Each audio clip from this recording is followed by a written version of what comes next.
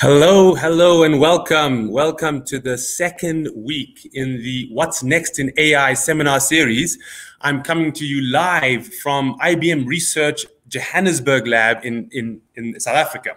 My name is Dr. Ismail Akelwaya. I'm a research scientist at IBM Research Africa, and it's my great honor to be a co-MC of this session. So to kick things off, I'd like to invite our senior manager, Charity, to tell us about this next session.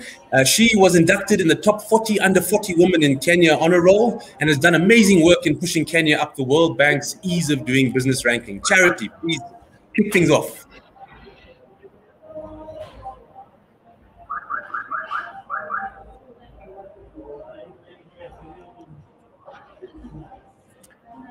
Thank you, Ismail. And all right, thank you, Ismail. And good afternoon, ladies and gentlemen. And thank you so much for taking the time to join us at this second week of the AI seminar series here at IBM Research. We're really pleased and honored that you've taken the time to join us today and last week as well. For those of you who are able to join, I hope that if you're unable to join last week, that you'll be able to go back to our YouTube channel so that you can catch up on the fantastic conversations that we had in last week's session. As you've been informed, this week's session is going to be focused on topics around learning, reasoning, and language understanding, a part of AI. And I really look forward to the wonderful lineup of presenters that we have for you.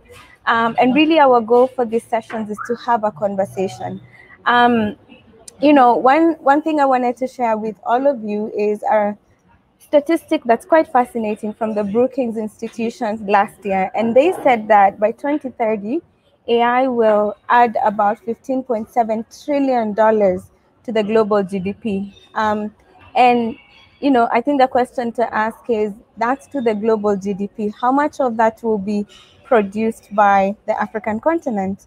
And I think for that to happen, we have to become a major part of the conversation that's happening, and not just as consumers of AI, but also at the table being able to produce intellectual property, to create products. And as Solomon mentioned last week, not just small innovations, but innovations that we can be able to produce at scale so that they have impact. So I think as a continent, we have a unique opportunity to be able to leverage these technologies. We have the population, as everyone talks about the demographic dividend, we have the young population to be able to do it. We do not have a dearth in terms of the challenges that need to be addressed by AI. So I really think this is a fantastic opportunity for the continent, and all we need to do is ensure that we have the right skills to be able to do it. So I believe this is a fantastic conversation for us to be having, and a timely one at that, so that we can see how all of us start to participate in the creation of AI technologies.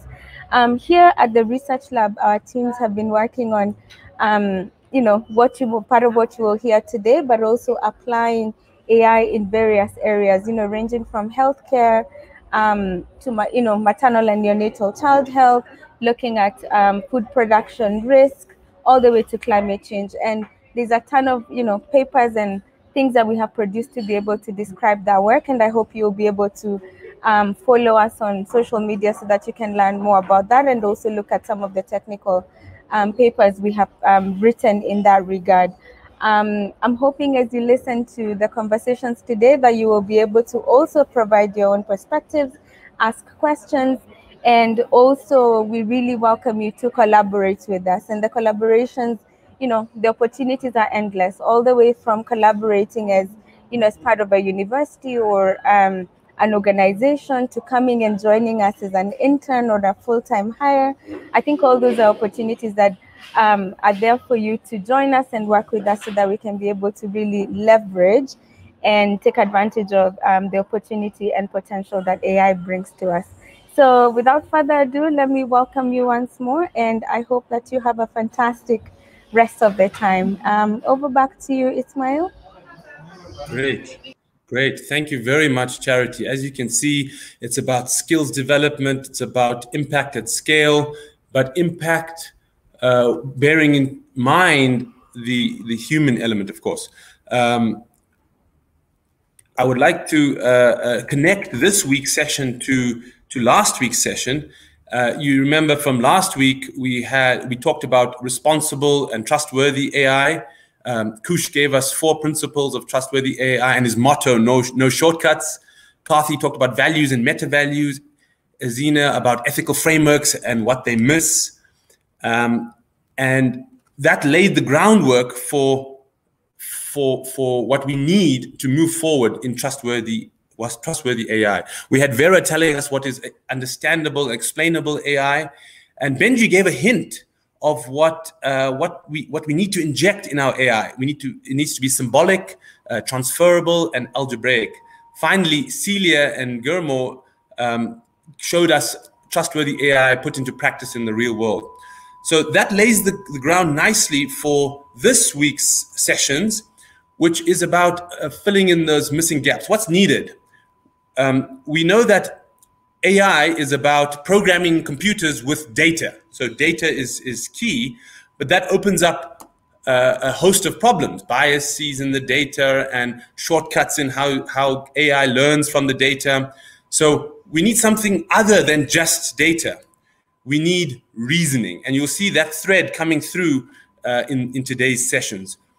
We laid the groundwork, values, trustworthy AIs. We know what we want. We want understandable, explainable AI. And the missing element is reasoning. I like to think about the scientific method and how, if you remember from your history lessons, Tycho Brahe was a famous astronomer that collected data about the position of Mars. And that represents for me an example of big data. He just had lots and lots and lots of measurements. And then along came Kepler, who built up an empirical model from the data, but he didn't have understanding. It took Newton to bring explainability to Kepler's 3 laws. Where are we now in AI? Now we have massive data sets and massive empirical models. We're missing the Newtonian understanding. And that's where today's sessions come in. The best, I suppose, one of the most exciting current day examples of massive models is GPT-3. But as you know, it doesn't understand the text it generates, and it's definitely not responsible. We've seen horrible examples of it producing racist and sexist stereotypes and irresponsible outputs. So we know what we want, but how do we achieve it? We need reasoning. We need symbolic treatment. So let me then introduce you to our speakers for the first session. We have Dr. Noam Slonim, and he's a distinguished engineer and the principal investigator of Project Debater, which has recently featured on the cover of Nature. Noam co-authored more than 50 publications in peer-reviewed conferences, workshops, and journals.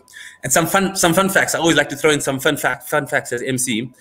He did his PhD under Professor Naftali Tishby, who's famous for information bottleneck theory. And by the way, there's a very nice Quanta magazine article on information bottleneck theory. I throw that in because that's trying to get some understanding, opening the black box or opaque box, as Vera likes to remind us to say.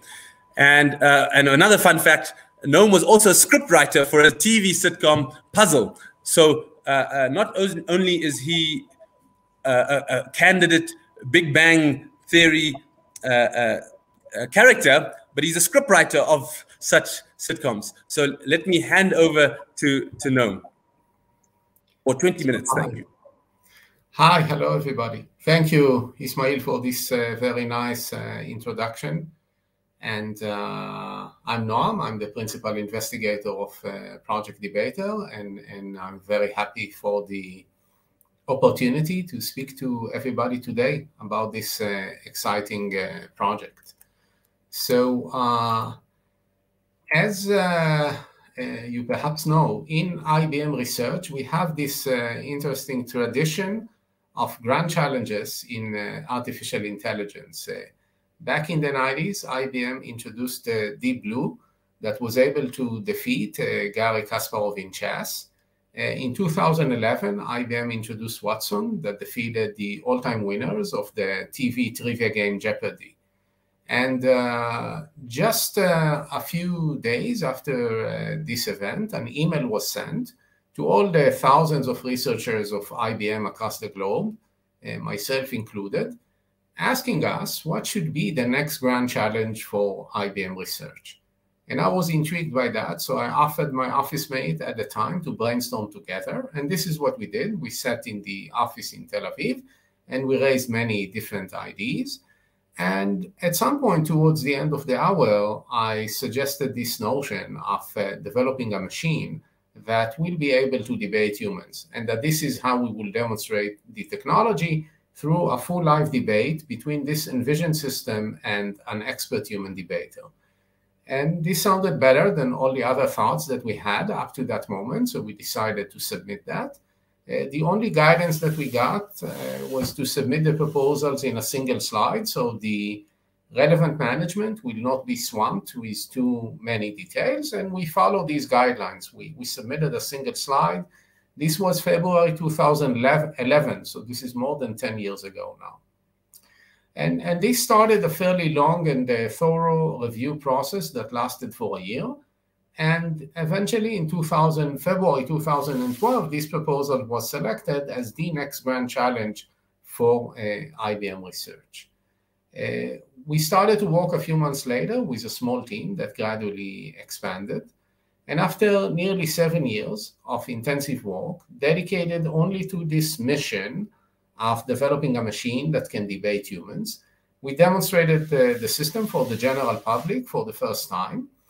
And it was a full live debate between this system now being called Project Debater and one of the legendary debaters in the history of university debate competitions, Mr. Harish Natarajan.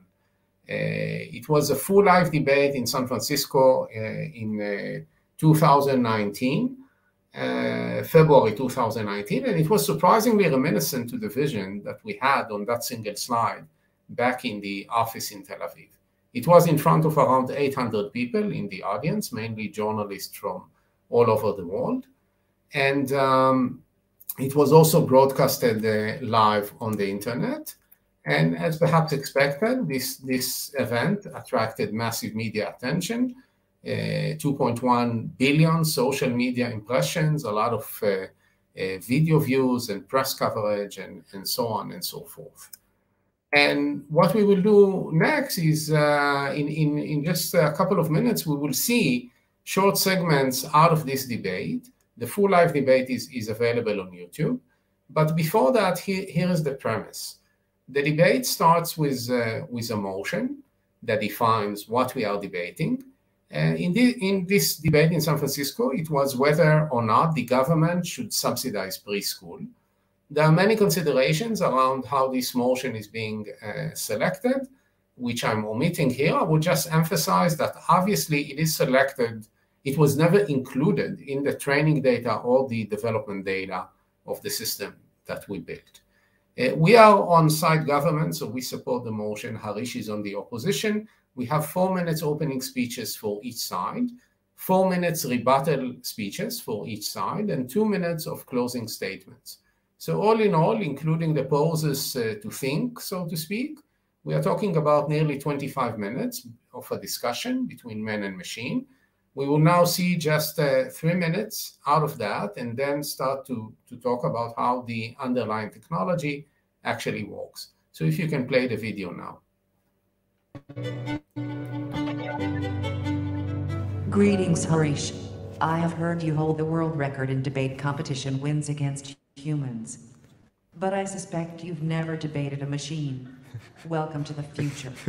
When we subsidize preschools and the like, we are making good use of government money because they carry benefits for society as a whole. For decades, research has demonstrated that high-quality preschool is one of the best investments of public dollars, resulting in children who fare better on tests and have more successful lives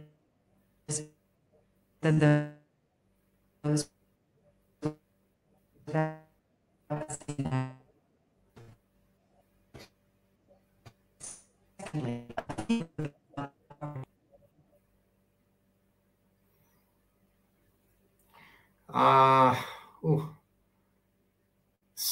sorry, guys, the video is not really working. This is really too bad. Perhaps you have the link that I shared yesterday, and you can put it on the chat, and maybe we can pause for 3 minutes and people watch it, or do you want me to continue? Okay, so I will continue. You will need to take my word that this is a fantastic video, and I will encourage you to either watch this short video of 3 minutes or go to YouTube and search for Project Debater, and you can see the whole event. The full live debate is about 1 hour. And just a second. And the question really that we would like to address from a technical perspective is how the underlying technology it really works. And it is summarized in this fairly elaborated slide. So let me take you through that. The system has two major sources of information. One of them is a massive collection of around 400 million newspaper articles taken from the LexisNexis corpus. And when the debate starts, the system is searching for short pieces of text that satisfy three criteria. They should be relevant to the topic. They should be argumentative in nature, so they should also argue something about the topic, not just be relevant. And finally, they should support our side of the debate. And once these short pieces of text are found, the system is using other AI engines, cluster analysis is an example, to glue these pieces together into a compelling narrative. The second major source of information is a unique knowledge graph that we developed over the years that aims to capture the commonalities between the many different debates that humans are having. So in this knowledge graph, we have thousands of more principled argumentative elements. And when the debate starts, the system is navigating in this knowledge graph, aiming to find the most relevant principled arguments and use them in the right timing. So just to give an example what we mean by a principled argument, so imagine that we are debating whether or not to ban the sale of alcohol or whether or not to ban organ trade. In both cases, the opposition may argue that if you ban something, you are at the risk of the emergence of a black market, which by itself has a lot of negative consequences. So the black market argument is a principled one. It can be used almost in the same phrasing in very different debates. One may naively assume that therefore this is just a keyword matching thing. That is, if the debate is about banning something, we should anticipate the opposition to use the black market argument. But of course, this is not always the case. So for example, imagine that we are debating whether or not to ban the use of internet cookies. Obviously, we're not going to see a black market of internet cookies, people standing at the street corners offering internet cookies or something like that. Or imagine a debate about banning homework. So again, the system needs to develop a more subtle and nuanced understanding of the human language in order to perform well in this task. And the third issue is, of course, the rebuttal. How do we respond to the opponent, which is the most challenging part? And this starts by listening to the words articulated by the opponent. And this is done for that task. We used Watson's speech recognition capabilities out of the box. But of course, we need to go beyond the words and really understand the gist, the main claims the opponent is raising. And to that, we developed several techniques that work in parallel, and almost all of them rely on the same principle, of trying to anticipate in advance what kind of claims or arguments the opposition might use, and then listen to determine whether indeed the opposition were making this claim, and then respond accordingly. So at a very high level, this is how the system operates. And over the years, we published many papers and released many data sets that are freely available for the research community to use. And I really encourage you to take a look at our website. We published, I think, around 55 papers to date, and released more than 20 data sets. But these papers usually highlight a particular aspect of the system and not the system as a whole. And later on, we will discuss a more recent paper that describes the system in its entirety. But before that, just to give you a better feeling about what it takes to develop even a single component in this project, let's dive deeper for a couple of minutes on a specific task of evidence detection. And I mentioned a few papers, and what I'm going to describe now is by a paper led by Liat and Dor from our team, published last year in AAAI. So first of all, here is the problem. We have a motion that we haven't seen in the training data. In this example, whether blood donation should be mandatory.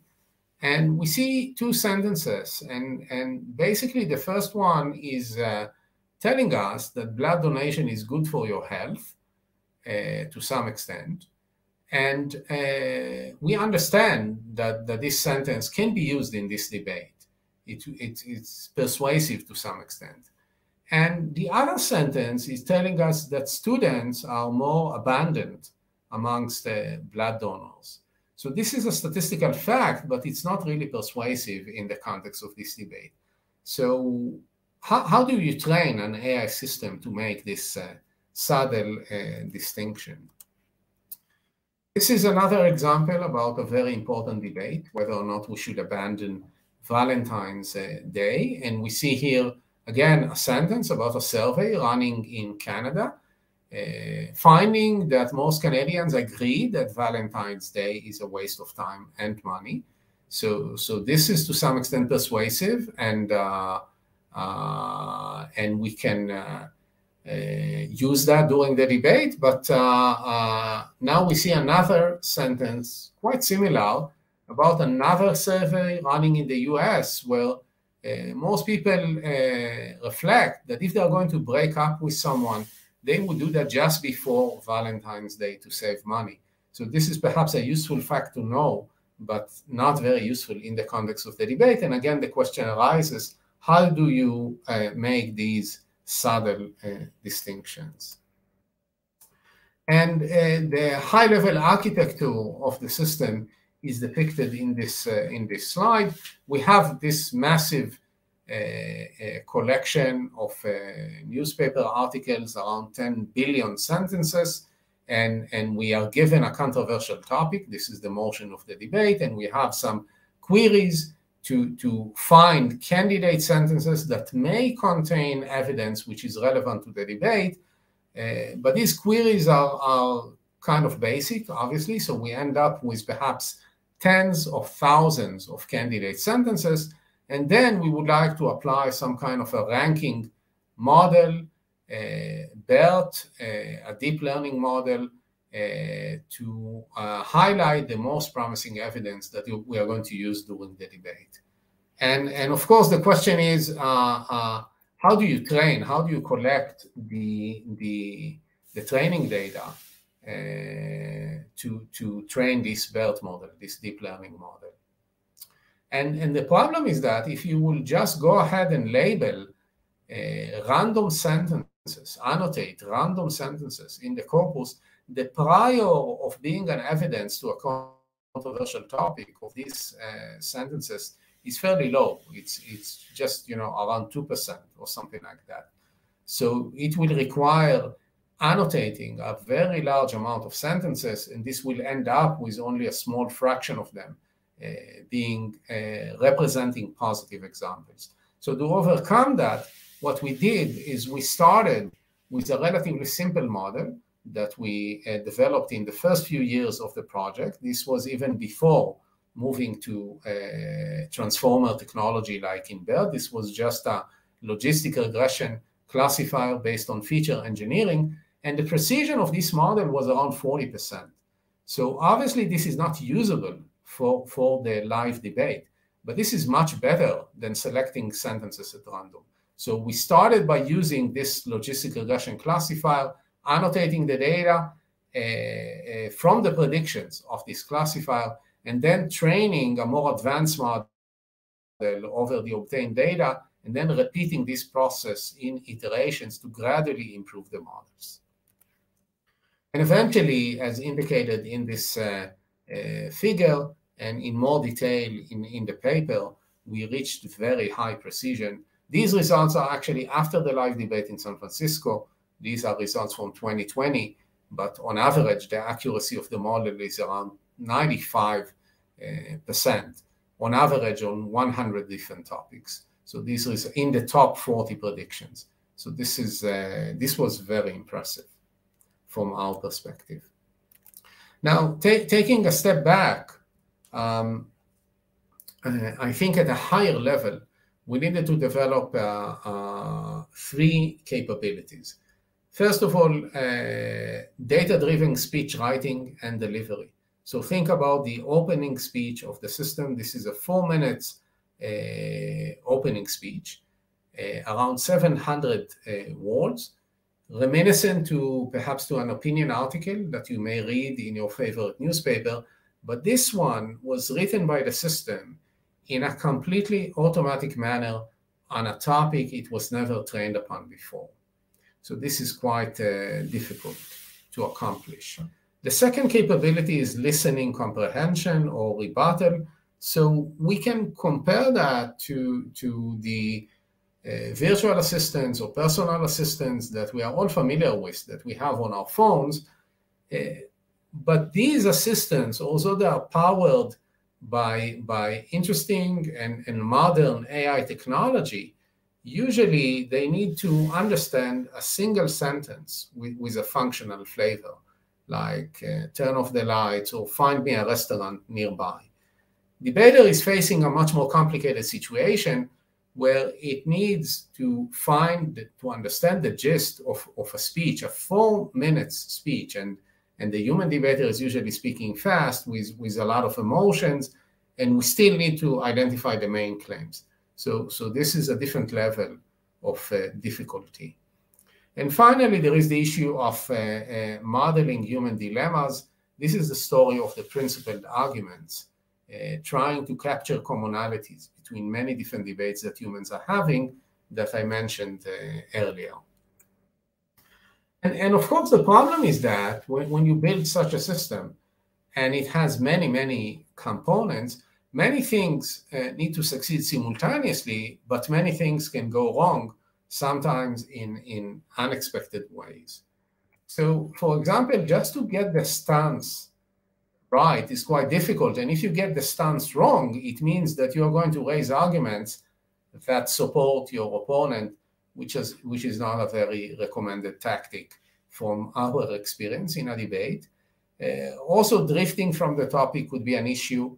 Many team members vividly remember a debate that we had in 2016. This was one of the first live debates that we had with the system. And the topic of the debate was whether or not physical education should be compulsory. And the debater system started to argue in passion about the benefits of sex education, and the human debater was trying to bring it back to topic in vain. So this was quite amusing for some people in the audience and quite disturbing for other people in the audience, depending on your perspective, I guess. And also the system naturally is only as good as its corpus. So for example, if we have a sentence speaking about global warming will lead malaria virus to creep into hilly areas, the system cannot correct the fact that malaria is a parasite and not a virus. So these errors can propagate into the text suggested by the system. Also, sarcasm is fairly hard to detect. So if we see a sentence speaking about university scientists, the system may still use the claim hidden in this sentence, missing the point that this is a sarcastic comment.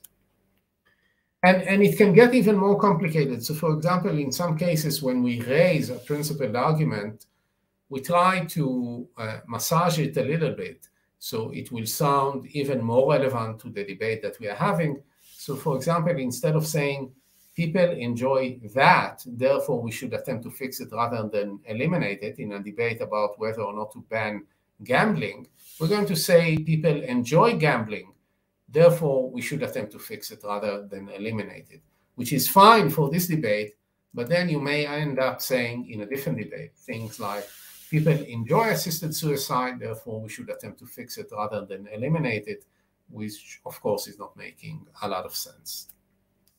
And in some other cases, we had a different component trying to expand the topic of the debate in order to bring more content to the debate. So for example, if we are debating whether or not surrogacy is a good policy, then we would like to bring arguments about adoption as well into the debate, which with the relevant stance. So the system needs to automatically understand what is the alternative to surrogacy, and then it can introduce these arguments by saying something like, let me discuss a welcome alternative to surrogacy. This is adoption, which in this case, again, is making sense. But on a different debate, the system may say, let me discuss a welcome alternative to global warming. This is global cooling, and we understand the source of this error. But of course, this is a kind of a funny statement that we prefer to avoid, and it can get even worse. For example, the system may say, let me discuss an alternative to suicide, which has some advantages. This is homicide, which again is not a good statement in front of a live audience. But in spite of these difficulties, we were able to make nice progress. So in 2016, we had the first live debates with the system. So this is after nearly 4 years of work. And the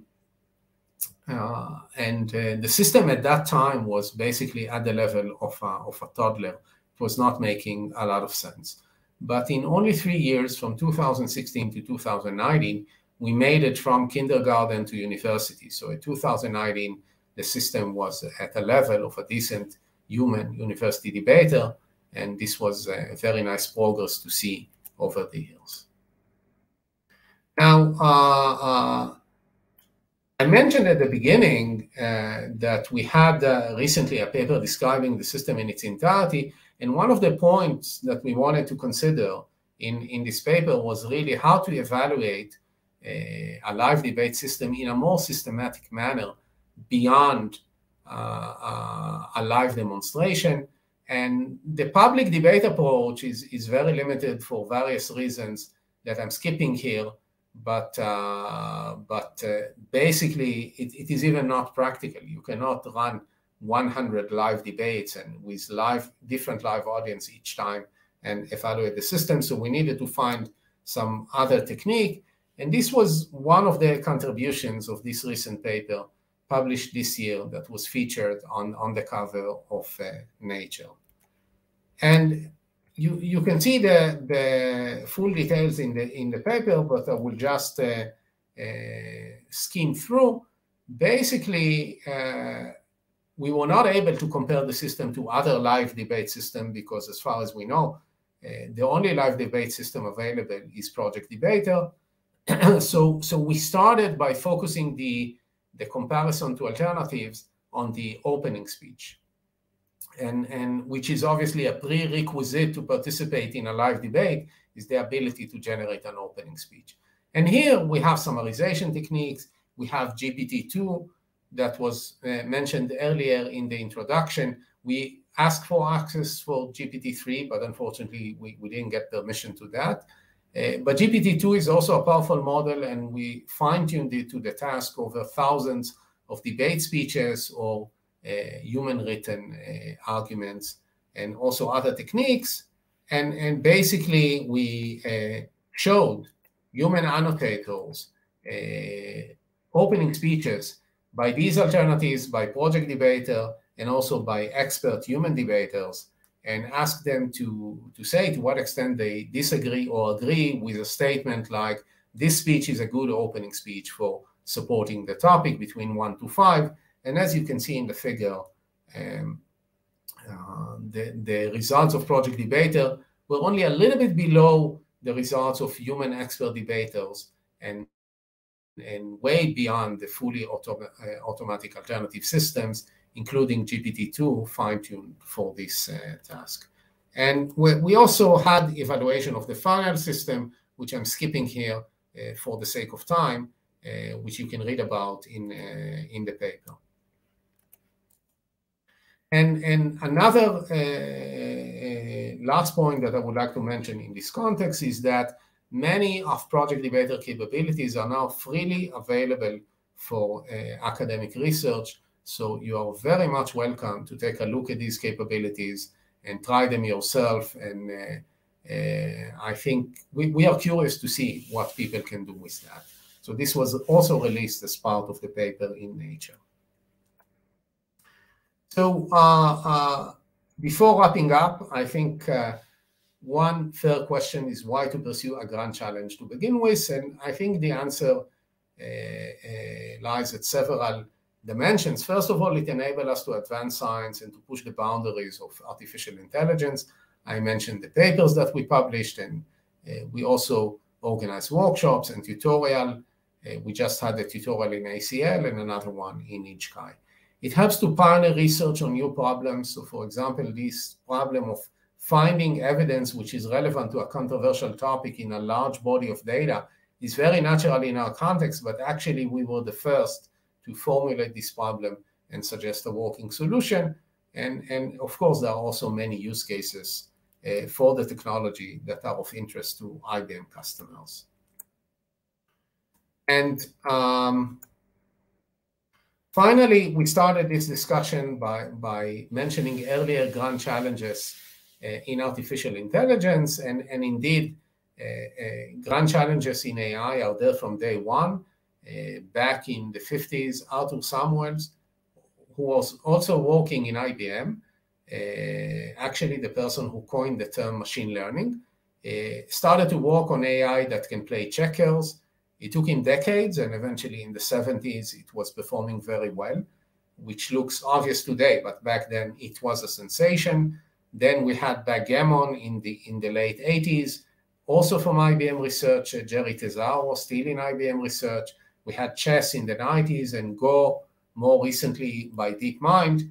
But I think, and we argued that in the paper, that all these board games lie in what we refer to as the comfort zone of artificial intelligence. And there are several reasons to that. I will mention just one of them.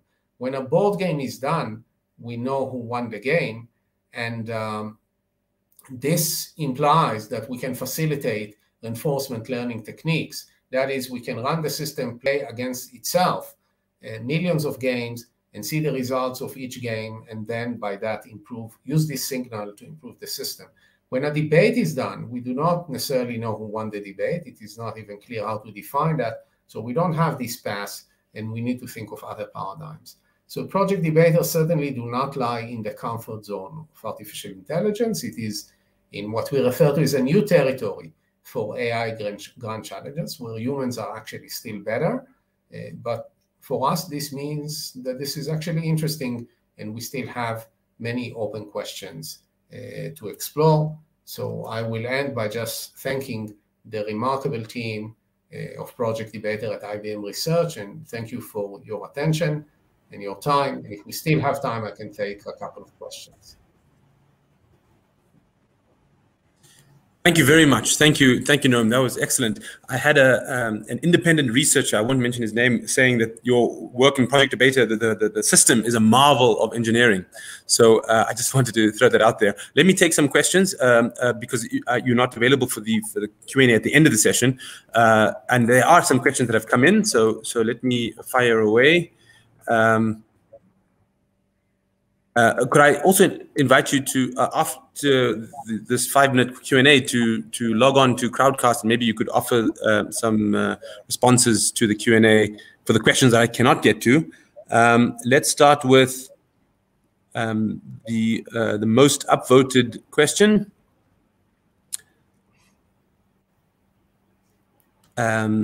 So, yes, Project Debate is an amazing project. It's so difficult to make the system seem organic and respond in real time, since the opposition human debater can be so unpredictable. What does the system do if they cannot match the incoming speech as expected? Does it argue preconceived notions? That's from Assad.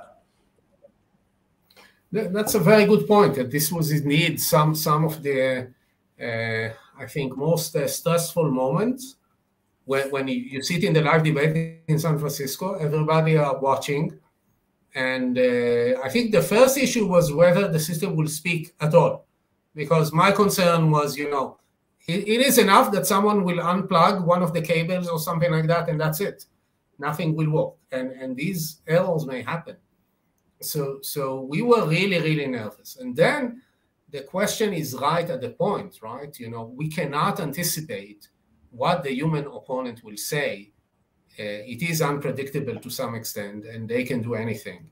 So the system had a lot of fallback options. For example, if, imagine that we prepare this set of claims for the opposition that we believe the opposition may argue, but the opposition is not raising any of these claims, or they raise one of these claims and we cannot detect it.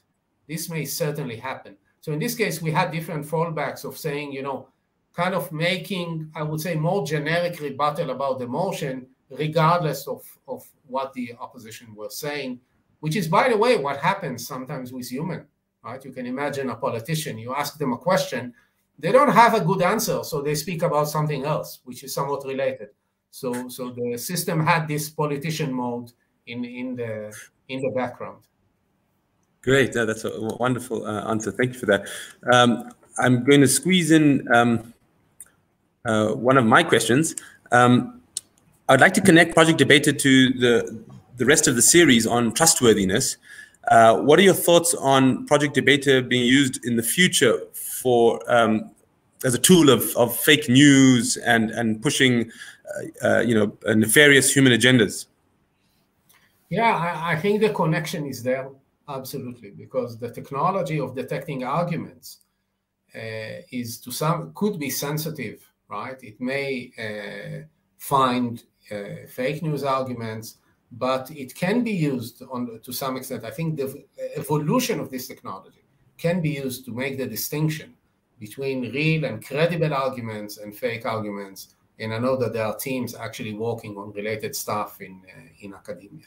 So I think we are not solving all the problems in the project, but I think we are building technology that will help us to meet this very important challenge. Great. So it's nice to see that you've thought of this and have potential solutions. I'd like to end on a quote from your abstract where you say, debating humans lies outside the comfort zone of AI, for which novel paradigms are required to make substantial progress. So this actually, in a sense, covers, I think, 3 questions have come in about how do you tackle tricky things like sarcasm and metaphors, and how do you tackle bias in the data corpus. And I get the sense from your abstract, this last sentence of your abstract, that new methods are needed. And maybe I want to connect that to the second half of today's session with new neurosymbolic techniques. What are your views? Could that be a candidate for this new techniques that you speak of? Yeah, absolutely. We should definitely explore this path because I think the notion that the language models that we have today are sufficient to solve this kind of problems is simply wrong. And you know, we don't have enough time to go deeper into that, but it is clear to me that you cannot solve this kind of problem using just a larger and larger language model. I don't see that happening you know, I cannot even conceptualize and envision an end-to-end system which is doing a full live debate. Maybe, you know, in decades, who knows? But if we want to make progress in the upcoming years, I think we need to nurture and consider this alternative path and perhaps other directions as well. So absolutely, I think you're right to the point that this is needed and should complement the technologies that we have. Wonderful. Thank you. We can't applaud you, but please join me in thanking the speaker for your time. Thank you very much. And if you want to hang around for a few minutes on Crowdcast to answer any questions, that would be greatly appreciated. But otherwise, thank you for your time. Thank you very much. No. So let's move on to the next item on the program. I'd like to introduce two speakers at the same time because they're working on the same project. I'll start with Joan, my colleague from IBM Research Johannesburg. Joan hails from Uganda and finished her PhD from UCT in Cape Town on natural language generation for the healthcare sector. And then thereafter, she joined IBM Research Johannesburg. There's a very nice article about her and her PhD at UCT on the UCT website. So I encourage you to search for that. For me, she's a brilliant, brave, and humble scientist. I'll take a quote from that article I was mentioning, the UCT article, where she talks about there's a skewed perception that I defied the odds, and as the editor's note, achieving her PhD while sight impaired, that couldn't be further from the truth. My university helped me, my friends helped me, the world folded to accommodate me. You can see how brave someone and humble someone has to be to say that. So that's Joan. And then at the same time, for this next 20-minute session, is Alexandra Rademacher from our Brazil lab. So that's one thing I love about IBM. We have labs all over the world. Alexandra is the author and co-author of more than 90 papers published in peer-reviewed journals and international conferences. His areas of expertise and interest are logic, proof theory, knowledge representation, and reasoning, and everything relevant to this NLP topic. He's also an adjunct professor at the FGV University. A fun fact, he's a fan of Lisp, so he's definitely got my respect there. Let me hand you over to the two of them for the next session, for the next talk, AI and NLP for social good. Please. Thank you very much, Ismail. As introduced, I am Joan Biamgisha. I'm a research scientist in the Johannesburg lab in South Africa. Today, I will be talking about what IBM is doing in the NLP space for under-resourced languages, and specifically for the Bantu class of languages, and looking at what we're doing in developing computational resources and tools. The structure of this talk will be such that we'll have a brief background on what Bantu languages are and their linguistic features. We'll look at the computational resources that we've built, as well as the computational tools. So let's look at the spread of Bantu languages throughout the continent, right? So very widespread. 27 of the 54 countries on the continent have Bantu-speaking communities with an estimated over 250 million speakers. And the number of languages ranges from about 300 to 680, depending on the linguistic classification. So definitely an important class of languages. These languages are as complex as they are diverse. And the key three features of these languages are that they have a noun classification system, they have an agglutinative morphology that we shall see shortly, and they also have a complex verb morphology. So the noun classification system is a system that groups nouns into different categories. So looking at the semantic categorization of nouns, it's such that firstly we group together nouns that have the same similar meaning. So people and kinship are put in one class. We have body parts put in another class, animals in another class. Sometimes this class is mixed. But this is the first level of categorization where they're grouped according to their semantics. And then from there, we consider the morphological categories of these nouns. The importance of the noun class system is that it gives meaning to the nouns, because a noun comprises a prefix and a stem. And just to see what that means, if we look at noun semantics, let's look at Runyankore, which is a language spoken in the southwestern part of Uganda, and my indigenous language as well. So if we look at the prefix "ntu," it has no meaning. And only when we, the stem "ntu," it has no meaning. And only when we give it a prefix. With the prefix "omu," it means person. With the prefix "aha," it means place. And similarly with the prefix "nyankore," if we have the prefix Run or Runyankore, then that is the language of Ankore. If we have Omunyankore, that is a person from Ankore. And these prefixes depend on the noun class system. So if we look at the noun class system of Runyankore specifically, this is just an excerpt of the entire noun class system. Runyankore has 20 noun classes. Here I just show the first 6. And you can see how we have the noun prefix, and the noun also determines the subject concord. That means if you're conjugating a verb and the subject of the verb depends on the noun class, the object of the verb depends on the noun class. The adjective, if you say beautiful woman, omukazi murungi, that is dependent on the noun class. And the possessives as well. So the noun class is a very strong linguistic feature in Bantu languages and controls a lot of the linguistics of the language. And so looking at the generic verb morphology of Bantu languages specifically, we have, can be split into 3 categories. We have the section before the verb root, and then the verb root itself, and the section after the verb root. The morphemes before the verb root specify subject, object, negation, tense aspect, and the ones after the verb root are extensions. And so there is just a generic structure of how these different morphemes come together when we're looking at the generic verb morphology. Another feature of Bantu languages is that we typically have at least 2, 3, or even 4 past and future tenses in these languages. So again, very grammatically complex. And if we look at Runyankore's agglutinative morphology, it will bring together all these things we are talking about. So if we look at that example there, it's a single word, but that represents a whole sentence. We have never ever brought it to him. And it brings together the verb morphology that we are talking about, where we see the negation, the past tense, the emphatic, the subject, the object, all these represented as a single word. And these are the complexities that we deal with when we try to develop computational resources and tools for Bantu language. So, what resources have we developed? For Runyankore specifically, we've started with a single language, and we've developed a corpus of labeled data, and we also have another corpus of unlabeled data.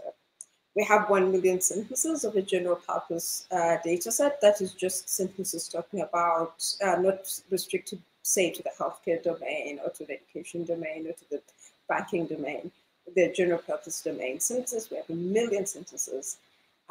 We decided to create enough diversity in this synthetic data set, so it has over 18,000 variations in how it was generated. And we also generated labeled data sets that are generated labeled for the morphology and for sentiment. We also varied the tense such that we have at least 7 of the 14 tenses in Runyankore, and we also embedded sentiment depending on the adjectives, the adverbs, the types of nouns used. The next resource that we're developing is a tree bank.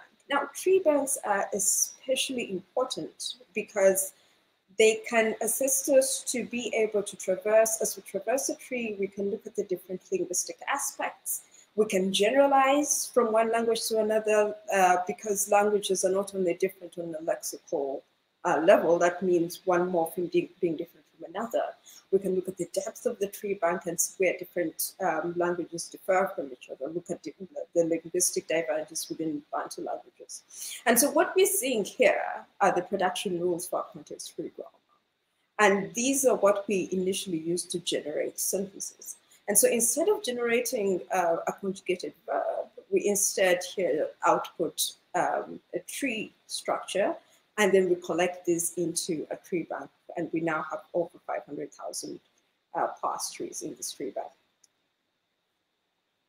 And then another resource that we have developed is pre-trained word embeddings and classifiers. So from the 1 million sentence corpus, we use the distributional context to obtain word embeddings, and these have been very useful in solving one of the core problems in Bantu language computational linguistics. We also have pre-trained models for morphology and for sentiment. And these have been used, for sentiment analysis, morphological analysis, and so on. So moving on to the tools, well, we'll look at one specific example in detail. And that is the problem of how do we disambiguate noun semantics. This is very, very important because, as we've seen, the noun semantics are obtained from the noun class. It gives the noun a stem its meaning. And we have a problem where we actually have nouns that belong to different noun classes but have the same prefix. So here are a few examples. If you speak Runyankore or Kinyarwanda, you'll know what these words mean. You'll know what is a person noun and what isn't. And these would belong to different classes. If you don't, then you can't tell. They have the same prefix. So how do you tell? And similarly, how does an algorithm differentiate which noun belongs to what noun class, in order not to be able to pass on error to different aspects? So what we've done is to look at this from various categories. Literature says that we need to know the cohorts to assist us where we have nouns of the same prefix but belonging to different noun classes. Another thing we've done is to look at the distribution of context. So from the 1 million sentence corpus, we obtained the pre-trained word embeddings and got nearest neighbors. So have a look at these nearest neighbors here. There is something interesting.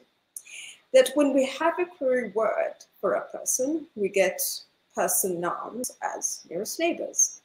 When we have a plant for a query word, we get plants as nearest neighbors. Body parts, animals, etc. Why is this important? If you look at the query words for Omuntu, Omuti, and Omukono, they all start with the prefix Omu, and this would be one of those things that we need to disambiguate. So already we are seeing that if we stick to the semantic groupings, we can actually start to see the differentiation here. And if we look at the semantic categorization of nouns again that I introduced earlier, you will see that what we're seeing in the nearest neighbors of the pre-trained word embeddings is actually being reflected in what we see in the literature on Bantu language or computational linguistics. And so what we have used is to create a tool for noun class determination. And in the results here, you can see that when we look at the morphological only, that means we only look at the class prefixes, the accuracy is extremely low because we cannot disambiguate between nouns of the same semantics. When we look at the semantic only, then we also get quite a low accuracy because nouns can have the same semantics but have a different prefix. Only when we combine the morphology, the syntax, and semantics are we able to get the best results. And so this is early results, but it's the first approach to try and to determine, given a noun, what its noun class is, and then this can be passed further on to other computational tasks. And then other tools that we've developed that I'll speak about very briefly are from the pre-trained models and the tree bank. We have built a tool for word segmentation based on the morphological model. We built a sentiment analysis tool based on the sentiment classifier. And from the tree bank, this is actually still work in progress, so we're looking at using this for machine translation. And again, looking at how we traverse a tree for different languages. This can be used for translation between Bantu languages, and most importantly, from non-Bantu languages to Bantu languages, where traversing the tree bank can actually help us to determine where the tense morpheme is so that we can then translate that to the tense of the target language and vice versa. We're also using this to perform an automated evaluation of the text that we generated. So again, the 1 million sentence corpus is a synthetic data set. and it would be very difficult to use human evaluation. But what if we had curated human-generated corpora, and then we could use the tree bank to look at how we traverse the trees and where the differences occur between the human authored and the computer generated. And then finally, looking at the different structures of the trees that we have linguistically, we can be able to actually have a figure for the linguistic diversity within all these languages and see how that can help us to develop generic tools. So that is all for me. Thank you very much.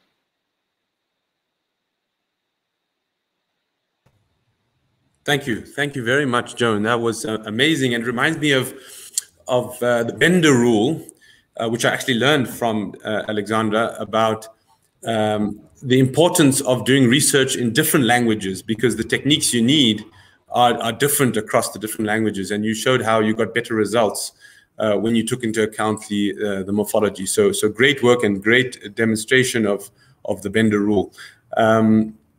We'll hold questions for after.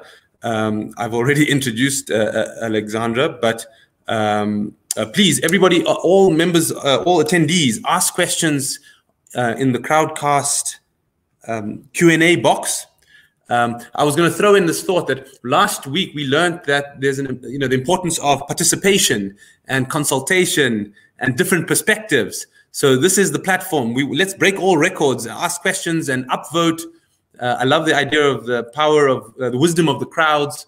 Let's show this working in action. You're engaging with technology now, and let's give back to the speakers. We have wonderful speakers here, and when they get, Alexandra knows he's a lecturer, adjunct professor at a local university in Brazil. He knows when it comes to engaging with students how important input is and feedback for the lecturer. So that's a gift we can give the lecturer for their time that they've given us. Let me hand over to Alexandra. Thank you so much. Okay, hello guys. Hope that everybody can see me. So my name is Alexandra. I'm from Brazil. I'm a researcher at IBM, and I want to talk with you a little bit about these language resources, all the work that I've been doing with language resource for natural language understanding. And it's important to emphasize this idea of understanding. So understanding could, when you process language, we may need different levels of understanding, right? So, for example, in the applications that nowadays we are very accustomed to live with, like an email application that's able to detect a reference to a place or an event and put some automatically that information in our agenda. This is completely demands a different level for understanding comparing to application that, for example, that try to answer a question, right? So understand is a complex thing. Understand is even difficult to define, right? So how can we define understanding? Different ways to define. So over years, people have different proxies for that. Instead of trying to define understanding, people try to create tasks that try to measure the understanding of the system by the ability of the system to solve that task, right? So, for example, one very well-known task is the text entailment, when the systems should be able to detect that one sentence follows from the other. So the truth of one sentence implies the truth of the other, or in the other way around, you have a contradiction or the neutrality. A contradiction would mean that a sentence, if the first sentence is true, then the second sentence needs to be false, right? So this is a proxy for understanding, precisely because the difficulty of defining understanding. Language also has this problem or feature, right? That to understand language means knowledge from the word, right? Common sense knowledge, as we say. Simple strings of text are just understandable if we do have those knowledge that came from different forms, right? So, for example, geologists may know about the times of the period of times of the history of the word, and then he's able to understand that two different sentences are referring to the same age of the word. We also have those, this last example here, where when we saw the sentence like, I saw a man with a telescope, that could be completely ambiguous in the sense of, I don't know if the telescope is an instrument or just an object that the man that I saw is holding. And this ambiguity could be clarified if you add some extra information in the sentence, because we as humans would be then able to understand what is the preferable context to solve the sentence, right? So all of these make language understand very hard, very difficult, and that's why we are researching this area. And moreover, to connect with Ron talk, we need to be aware that most of the work nowadays is still in English, but we have many more languages in the world, and potentially we would like to understand those languages, because all of those languages bring different culture for us and different knowledge that encode in those languages and different perceptions of the world, and that's all important for us as humans, right? So my journey in the development of language resources started back in 2010, 2009, when I started to develop with the first resource, the Portuguese WordNet, and this is based on this lexical resource, as we call, is the WordNet from Princeton work. So the WordNet was this kind of a dictionary, but different from dictionary. We have words, and words are connected by different, are grouped together forming concepts, and concepts are connected between different semantic relations. And with this kind of a resource, we can potentially have the task of disambiguate a word in a context. So here, for example, I have the example of the mouse, and a mouse could be many different things that depend on the context. And the task of word sense ambiguation would be to detect what is the right sense of the word in that particular context, right? And on the top, I have this simple sentence of they can fish. And for non-native English speakers, the can is almost always understood as a modal verb, but can could also be the verb of put something in the can, right? And then we have these two different understanding, completely different understanding for the sentence. So the work that I started is to produce the similar resource for Portuguese, and nowadays it's considered the most complete and stable WordNet for Portuguese. It's incorporated as part of many other resources that people sometimes use without knowing that we are embedded on that. So BabelNet, Open Multilingual Net, and many others. We have been using by different tools, and even for tools that people use every day, like Google Translate service, that use this resource. It's completely free available.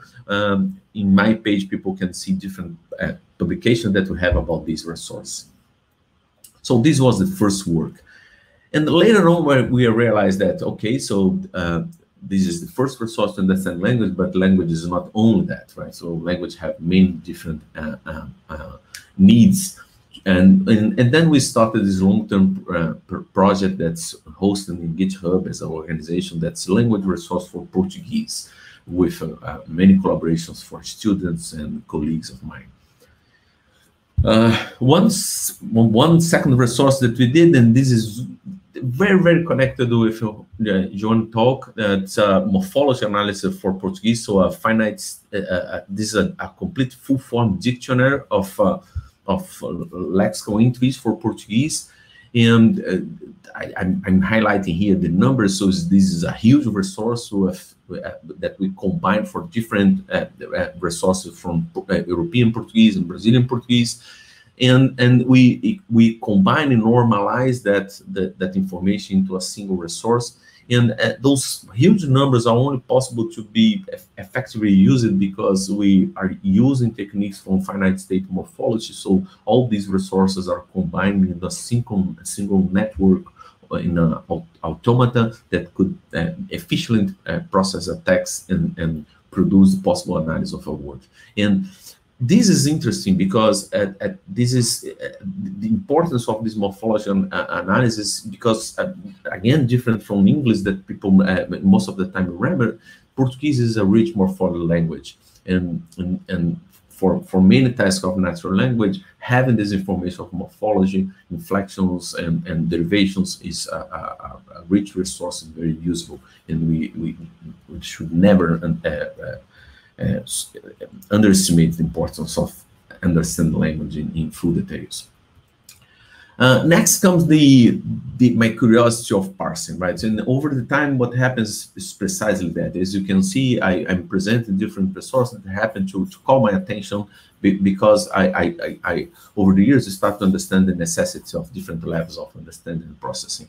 And parsing is the task of trying to understand the structure that you have in the sentence, right? So you move from a simple string and transform the simple string into a tree or a graph that you have information. Parsing comes in different flavors, right?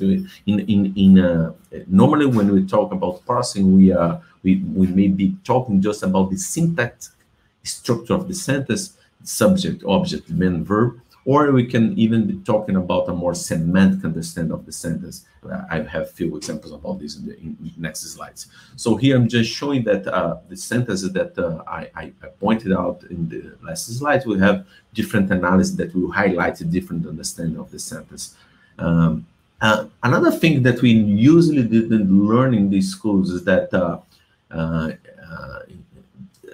there are many different theories about parsing, right? So parsing could be considered one of the head of the linguistic studies of language, right? So grammar is the main documentation of the language, and so parsing, there are many theories of parsing. There are many ways to represent the syntactic structure of the sentence. One particular, and this actually these among those possibilities, this actually the existence of so many possibilities actually was one of the things that kind of put some barriers in the development of natural language understanding that are broad available for different communities in different language. And to overcome that difficulty, we have this universal dependence project that started a few years back. And the idea is to produce a simple and consistent way to analyze the grammar of sentence across different language, right? So it was designed with few principles in mind, and those principles emphasize different aspects. As a whole, those principles play an important part of the design of these universal dependence guidelines. And after years, what we have is more than 200 tree banks and more than 114 language document and feel available in this website. And as you expected, they also define not only the way that the tags and the way that the analysis should be done, but also the format that the data should be encoded. And I joined this project 2 or 3, maybe more, 5 years ago, and I'm now responsible for at least 3 from the Portuguese corpora in this project. So the most important one is the BOSC one. This is the one used by many tools that we have nowadays, and it's comprised for 9,000 sentences, and it's too small compared to other English corpus, but this is a challenge per se, right? Because now we have 9,000 sentences, and we want to be consistent among the analysis of those sentences. So we want that the same kind of linguistic structure should be analyzed the same way in different contexts that they could appear, right? And we need tools. We need the tool that I'm showing here in the screenshot was developed by one of my students a few years back. And we need tools for searching, for browsing, libraries for processing those files. And all of these are long-term projects that we want to keeping work on that and try to improve the resource over the years, right? Now, despite the fact that this data set was curated over years, we still have many issues open, and all the work was done over GitHub. So this is an example of analysis using universal dependencies. So in the left, we see the Portuguese version of the sentence. On the right, we have the translation of the same sentence and the analysis with the English model. As you can see, this is one of the benefits of universal dependency. We have a very similar structure despite of the difference of the language. And this is one of the important outcomes of the project. Okay, but moving from syntax to semantics, we're talking about understanding, right? So is it syntax enough to understand the language? And my claim is that it's not. And we have different levels of trying to understand the whole structure of the sentence. One of those is semantic role labeling, right? So when we do semantic role labeling, we want to try to get the information, the propositional information from the sentence, right? We want to know who did what to whom. So what was the main verb? The main verb, what are the arguments of the main verb? And so what is the core of the semantic of the sentence? This is considered a kind of a shallow semantics, but this is the first step for semantic of the sentence. And for doing this, again, we need data, right? And for English, again, we have standard data set that people use to train different systems. But for Portuguese and other languages, we still have lacking of resources. I'm contributing now with the Universal Proposition. That's a repository created by IBM Research group of Almaden that's contributing. And these resources is a projection on top of all the universal dependency syntactic analysis. We are projecting this information of the semantics, right? The verbs and the arguments of the verb in semantic level. And moving on from semantic representation, one of the things that we learn is that semantic is so hard that we have many different approaches to that, and not all of them capture all the details that we have in language. So another proposal for having a little bit more information about the semantic of the sentence is this AMR representation. We have works inside IBM to develop parsers that are able to get a sentence and produce these graph representation that provide not only the information that we have from the prop bank on the semantic label, but a little bit more information regarding the nodes of the graph. Here we have examples of, for example, of two different graphs. So, for example, on the left, we have a sentence that we have the boy that's at the same time arguments of two different verbs in the sentence, right? And on the right, we also have this way to formalize this sentence. I will compare that with another model that I'll show in minutes.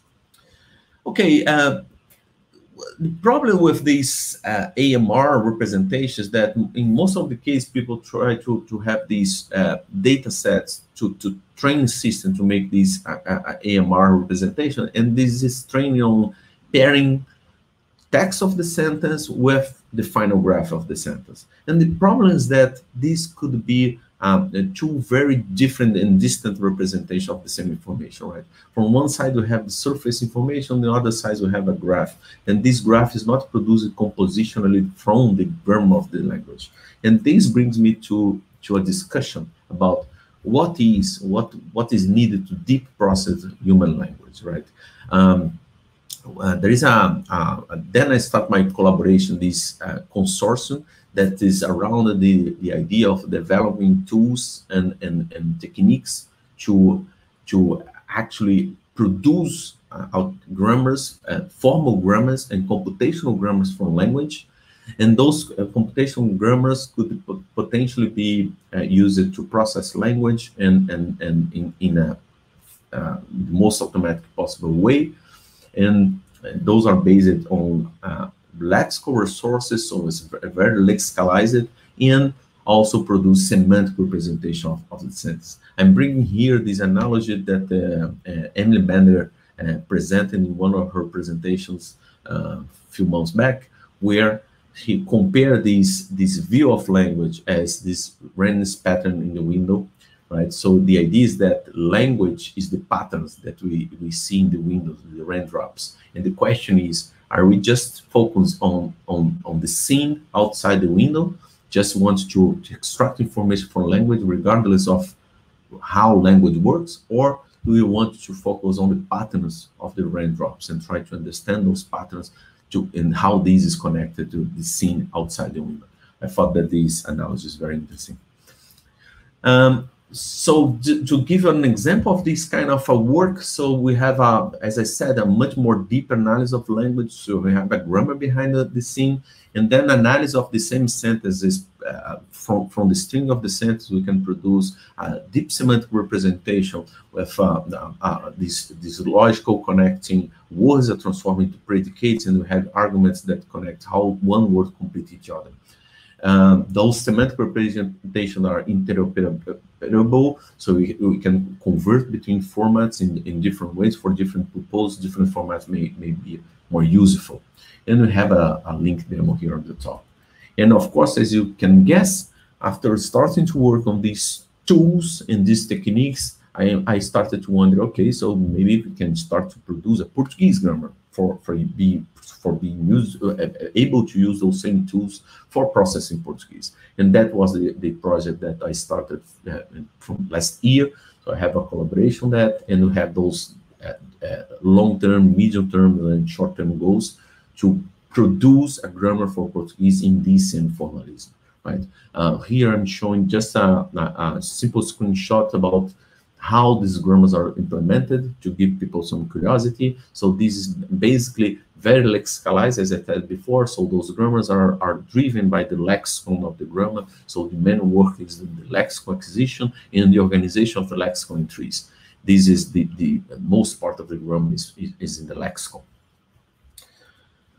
Okay, and finally, to conclude my talk, I just want to call attention for one project that I have been working on in past months, and this project is how can we put everything that I said here together and produce a new resource that potentially could be used to final applications for example, question answer or projects like Debater or many others, right? So. What I'm trying to do is this idea of, okay, I want to have a knowledge base, and to construct a knowledge base is a very hard task, right? Because knowledge comes in many different contexts with many different levels of granularity, right? So producing an ontology or a knowledge graph is a very difficult task. So why not trying to produce that in a lightweight manner, right? So trying to get information from text. And this started with this from WordNet itself, right? So if you take, for example, WordNet and look for butter, the definition of butter, then from the structure of WordNet, you know that butter has some semantic relations, and then you can guess the meaning of the word butter by the semantic relation that you have with other concepts, right? So, for example, it's a solid food, it's a dairy product, and have many 2 or 3 different kinds of butter. But if you read the definition of butter, the definition of the concept that has this word butter as one way to lexicalize it, then you have much more information, right? You know that it is an edible emulsion of fat globules and have milk or cream and this kind of thing. So the idea was to, okay, so let's try to process those glosses and try to, first of all, annotate those glosses with the senses. So every word that happened on these glosses should be disambiguated with the WordNet itself. So if I use the word editable, emulsion, fat, and globules, all of these words should have itself connected to this definition in WordNet. This was the first step, and I have been doing that for some years. I started with the Princeton has already a first start on that, so they released the glossary corpus, but they didn't complete the annotation. And what I'm trying to do is to complete this annotation and start the annotation for the Portuguese WordNet too. So once we have the annotation of the words, next we can, using the tools that just described, supported by grammar, we can produce the semantic representation of the same sentences, right? So for all the definitions and examples that we have inside the WordNet, we will have not only the semantic disambiguation, but also the semantic analysis. And putting all of them, of these 2 layers together, we end up with a knowledge graph that connects concepts and their use in particular context, right? And we can browse that knowledge base, right? We can make search and browsing those representations, looking for patterns and the way that concepts are used and described. And of course, we can also use that to train models that could potentially be used in different applications. Okay, so to conclude, I hope that I'm on time. So to conclude, I love this quote of linguistic resources are very easy to start, hard to improve, and extremely difficult to maintain. And that's the thing that I over years I learned, and I use this phrase many times to remember me how this work is hard. So linguistic resources are easy to compare regarding quantity. So many people want to compare the dictionaries by the quantity of entries that they have, or comparing two word nets by the amount of words that they have. But the quality of them is hard to compare, right? Interoperability is a complex and important issue, right? Because interoperability brings quality. If you can make WordNet interoperable with the morphology dictionary or with the tree bank, we discover a lot of problems when we compare those resources, and this helps in both resources to be better, right? But it's hard to make interoperability when you have different resources developed by different people in different moments, right? And another thing is that resources, when you talk about language resources, there are many shapes for that, right? We can be talking about dictionaries, corpora, grammars, annotated data sets for text and tables, and many others. And finally, to highlight these Bender rules that was just mentioned, right? So the Bender rules about asking for research to always name the language that you are working on. Never assume English as the full language, right? In many papers, you see people saying that they present the whole techniques, but not even talk that, making clear that they are talking about data sets or experiments done only in English. And the Bender rule says, always mention the language that you use. Don't implicitly assume that English is the only language or the default language, right? And moreover, to make it very formal, there is also this proposal of a data statement that I would like to call people attention to that. So data statements is a way to precisely describe how your data was created, who was involved in all that, what are the potential bias on that, what domains are covered on that. So this is the idea of a template of a document that describes a data set. Okay, thank you. That's all for me. Great, great. Thank you so much, Alexandra. That ties in very nicely to Joan's talk as well. Now we have time for questions. So let me read them out. Yes, for Joan first. A big issue is a lack of training resources. So naturally, the Runyankoro corpus is hugely useful for the community. Is the corpus publicly available? And can you explain how it was generated and scraped? Yes, thanks, Ismail. The corpus is not yet available publicly yet, but we are considering this rather seriously. And it wasn't scraped, it was generated synthetically. The paper on this was published at INLG 2020, and I think you can find that on my Google Scholar page. It details how the corpus was generated. Great. I think that also answers Lauren's question, are these tools publicly available? We'd like to use for related language Luganda. Good. Another question for Joan. How are you dealing with same word but different meanings, like tlala? I hope I'm pronouncing it right, which means hunger in Botswanan language and going to the restroom in Lesotho, from Ditiro. Right, right. So first and foremost, different languages have different noun classes. And as I've said, even within the same noun class, when you look at the corpus, they help to disambiguate between words that may be written the same, have the exact same spelling, but have different meanings. So for example, in Runyankore, you find that the word for accountant and medicine have the same exact spelling, and only through the corpus can we distinguish the two. And just another thing I'd forgotten to mention for the person who mentioned Uganda. So in the tool that we developed for noun class determination, the underlying word embeddings are for Runyankore, but they're helping us to determine the noun class in Luganda and Kinyarwanda. So we do not need to we are looking at the generalizability of these tools across languages. Even when the word embeddings of another language, we can generalize to other languages. Great. That's some very nice cross-fertilization there. Let me give you a break and ask Alex some questions. How do you handle loan words? For example, I don't know how to pronounce this, L-O-O-L-E for lorry, or ambiguous ones like Njala and Njala, which means claws and hunger. That's from Ron Kiz. Yeah, regarding the ambiguity, so this is precisely the kernel of the idea of WordNet, right? So a word is just one way to lexicalize a concept. And the WordNet is centralizing the idea of the scene set, this concept. So the concept may have different words that lexicalize it, and a word can be part of different concepts because it could be used to lexicalize different concepts, right? So this is the kernel of the idea of the WordNet, to move from words to concepts, and then we can handle all the ambiguity of language at the lexical level, at least. And regarding the loan words, so this is the head of many problems in lexical semantics, right? So what's the frontier, right? What is the border between these two things? In which time you can say that the word has its own sense in one particular language, what is border from the others? We have many issues we could discuss for hours here, but in some case, in some situations, we potentially may have the word there in the Portuguese WordNet, even in the English version of the word, right? The English word in the Portuguese WordNet.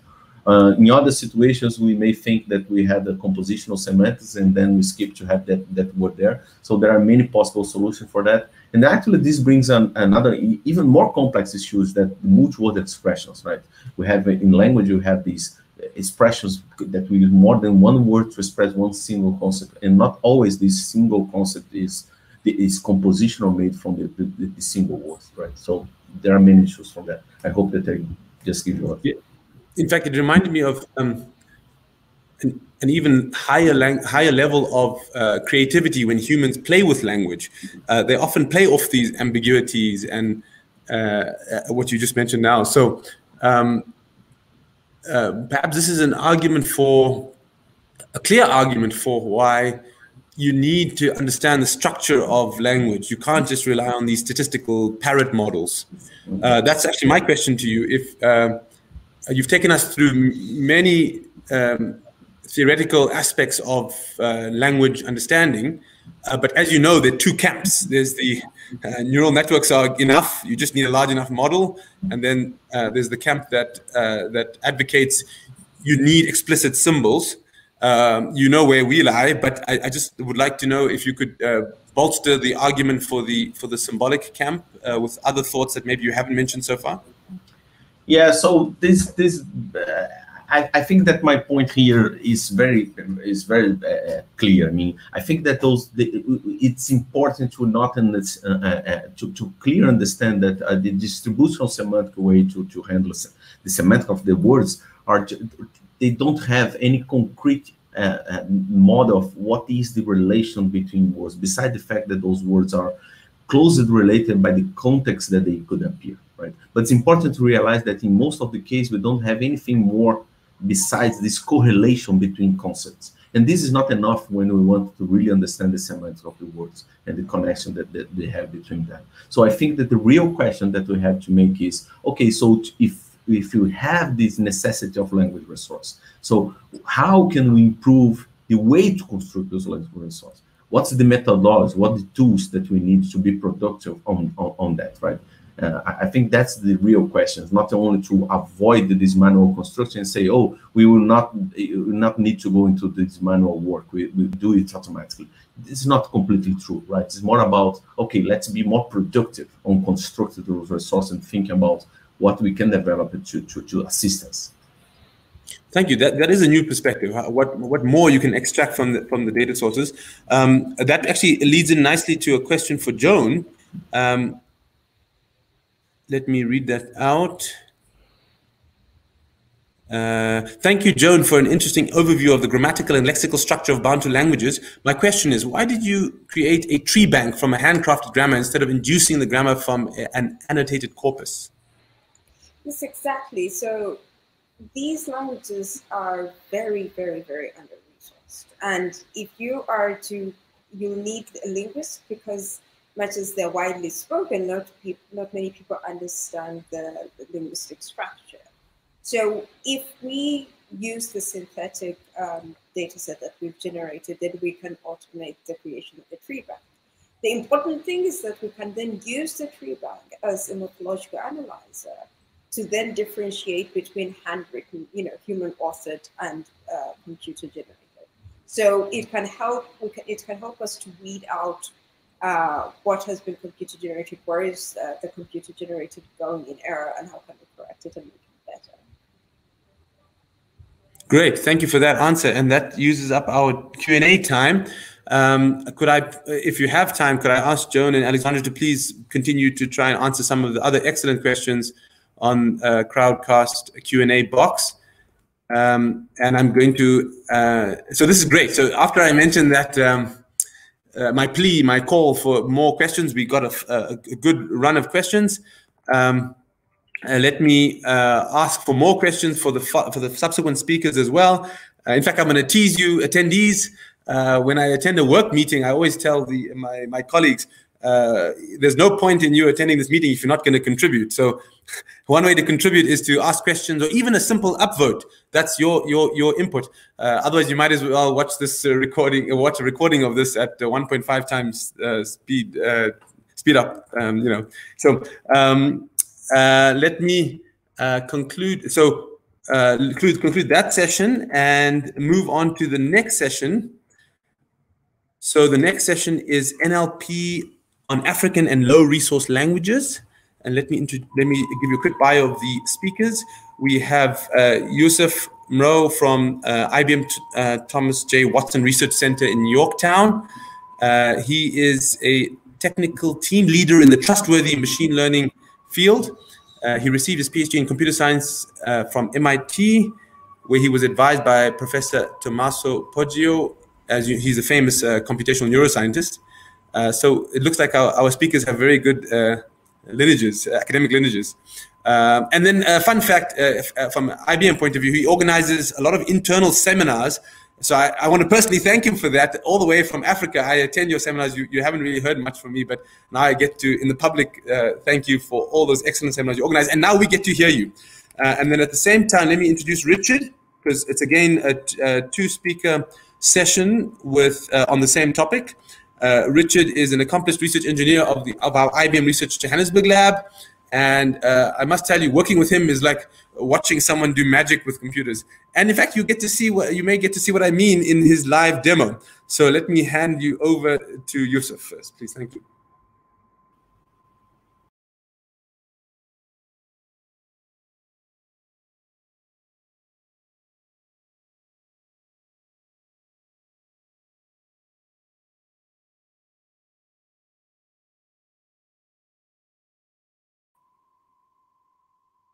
Sorry, let's Yusuf, just for a second, you're on mute. Could you unmute yourself?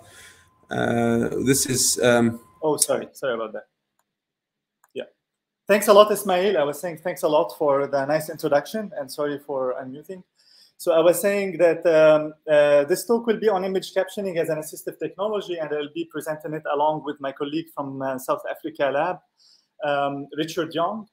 And this project is part of the AI for Social Good initiative at IBM Research. And I invite you to check out the link for this Social Good initiative that is led by Saska and by Kush Varshni in IBM Research. And it contains a lot of other projects and other fellowships and initiatives. Let me start by presenting first the team behind this work. So this work was done as part of a grand challenge in CVPR 2020. And along with my colleagues Brian Belgador, Pierre Dognan, Igor Melnik, Inkit Padhi, Mattia Rigotti, Jared Ross, Yair Schiff, and Richard Young, who I said will be talking in 5 minutes from now. So let me start by saying what is the problem. So image captioning, you are given to a computer system an image, and you want the AI system to spit out a sentence that describes what is going on in this caption. And effectively, we've been working on this problem since 2017 at IBM Research, and we made a lot of progress on it. But this very problem of captioning images has been so far dominated by what we call descriptive image captioning, which is the images are open domain, are not specific to help the visually impaired person in their everyday life, because the data set that we are collecting the images on are in the open domain and are not specific to the specific needs of a visually impaired person. And they were effectively this field has been dominated by two main data sets. That is one from Microsoft and one from Google. And the only difference between those images is that the Microsoft data set was around 500K images, and the Google data set is around 3 million images. So as you can see, descriptive image captioning on the left is open domain images that are not specific to the needs of the visually impaired person, although they will supply some signal, but they are not specific. And I will explain in general what we mean by a goal-oriented caption that will be useful as an assistive technology for the visually impaired person. So as you see on the right here, this image was captured actually by a visually impaired person on their phone. And as you can see, the visually impaired person is not expecting the AI system to just say, this is a bag of food on a counter. They need a specific information. Hence, we need a reading ability. We need to be able to detect what type of object they are, their location in space, etc. Things like this. So what they want to know is that it's a bag of turkey. Would I need to know, for example, that it is what kind of the indication or the instruction to be able to cook it. So this is what we call goal-oriented captioning. So fortunately, in the recent year, this was, I also invite you to go on visviz.org, that has been a big effort in order to collect data from visually impaired people. And as you see here, these are very challenging images for an AI system to be able to caption them. Why? Because as you see here, for example, this is a medication. It's in flipped. It's not in the direction of the orientation. Is not the correct one, because in this orientation problem, the visually impaired person would not be able to tell if it is the correct or not. So the AI system has to anticipate that and be able to correct for it.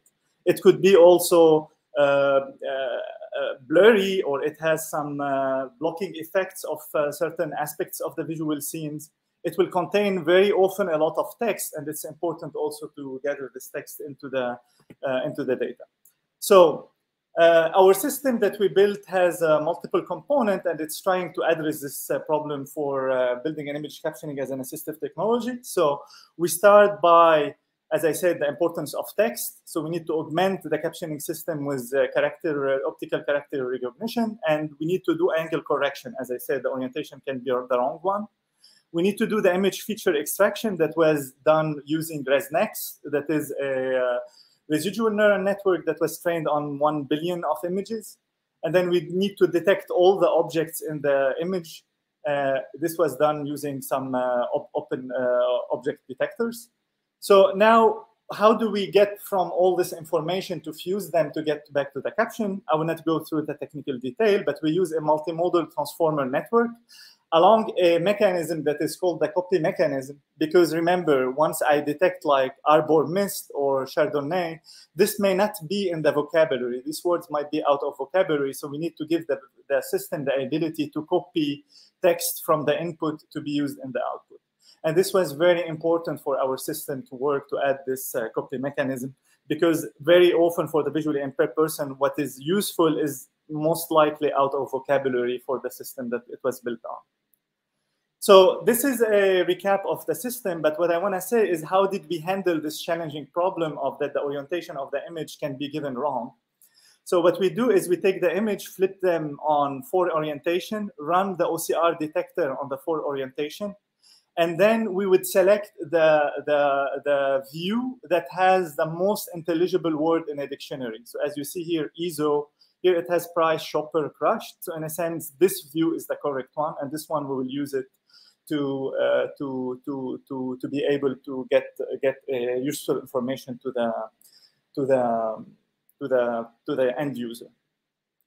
So this is the pipeline of the work. It contains a lot of more details that I will not go over, and I will tell you that with using this type of system in 2020, we were able to be the first and the winning team for this CVPR 2020 challenge. And this was by large margin, where on images with text, thanks to our orientation invariant text detection, as well as the copy mechanism, we're able really to achieve very high accuracy with respect to all the other teams. And as well across multiple type of images, easy, medium to hard. We have this paper that we put together for summarizing our system. And this is a blog also summarizing it. And now I'm going to hand it to Richard, who will be telling us how we took this system to build a real-time demo of it. Richard? Thanks, Yusuf. So now I'll talk a little bit more about some of the engineering aspects of this project. And then after that, I'll show a quick demo video of the system. So once you've developed a model pipeline that works well on your test and validation data, you then need to evaluate how well your models work on a real-world use case. The performance of the system can be different when you actually build it into an app, because things like lighting conditions, blurry images, low-res images, and even network latency can affect your performance. Another complication can be that we don't always have the same resources available as we had during testing. Things like the amount of memory, the amount of processing power, or even time. The system needs to give a real-time response for it to actually be useful. So we built a demo application server, which is hosted on IBM Cloud. It has access to 2 GPUs. And on this application, we have a Python app server that loads up the models into the GPU memory on startup.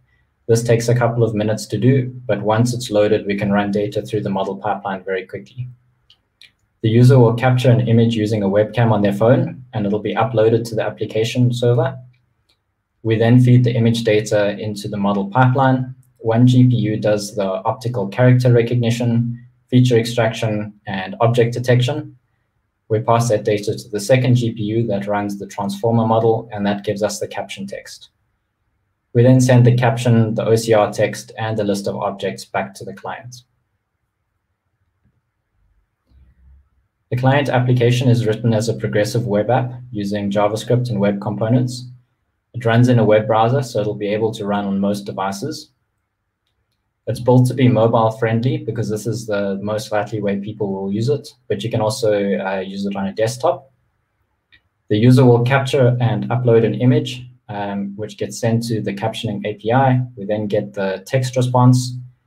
We then call the Watson text-to-speech API, which converts that text to audio, which we play for the user.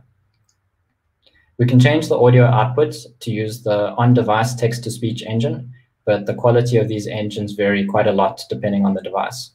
We can also turn off the audio, which is useful if you're using a screen reader, because the screen reader will be able to pick up the caption of the image. So I'll now show a quick demo of the system. This is a pre-recorded video. I tested the app on a few objects I had lying around the house. And let me get it to play.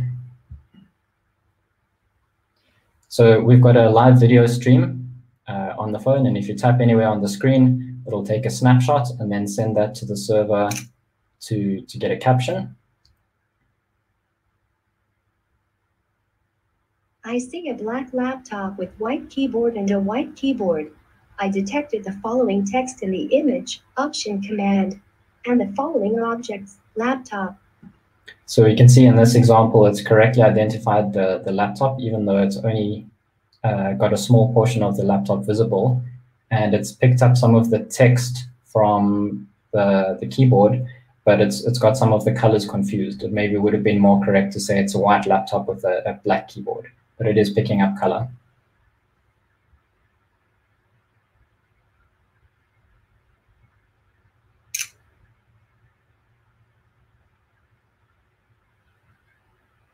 I see a computer mouse is sitting on a table.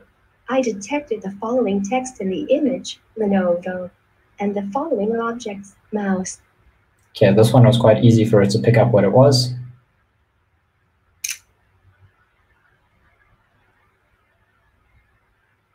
I see a TV remote control is lying on top of a table. I detected the following text in the image, forgotten. and the following objects, remote. In this example, it was able to correctly identify the object, but it doesn't have any useful text that it's been able to pick up from the TV remote. Perhaps the text was a little bit too small for it to read.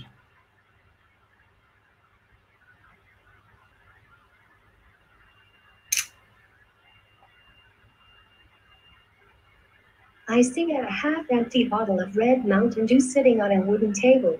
I detected the following objects in the image, bottle. This one is quite interesting because it's managed to pick up quite a few different features of the image, such as that it's a half-empty bottle, it's red, and it's sitting on a wooden table.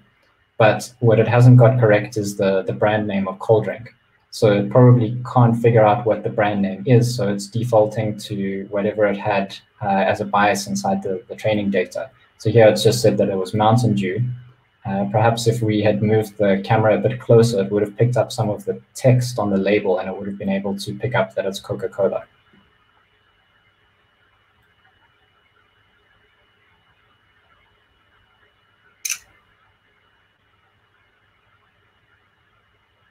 I see a can of beans is on a table.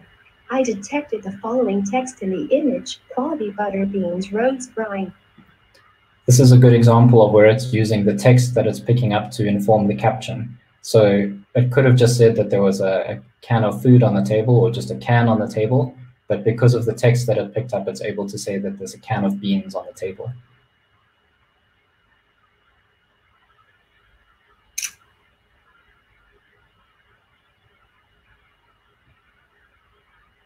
I see a white bottle of dietary supplement sitting on a counter. I detected the following text in the image, Vitamus Fortitude 100, and the following objects, bottle. Once again, it's most likely using the text to inform what type of bottle it's seeing.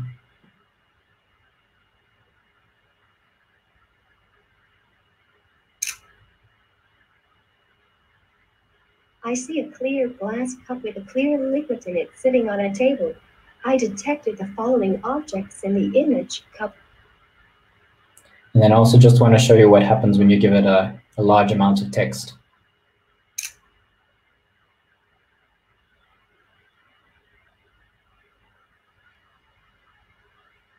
I see a white paper with black text on it. I detected the following text in the image, the leads natural separator centers let cluster the distance the square, that such class choose the best decision the classes. So we can see what's happened here is it's correctly captioned the image by saying that it's a white paper with black text on it, but the system is not designed for reading text. It hasn't been optimized for that. And in fact, it'll only make use of the salient text in the image to provide a caption. So it's not designed for reading large amounts of text at all. So that brings me to the end of my demo. Thank you for your attention, and I'll now hand back to Ismail.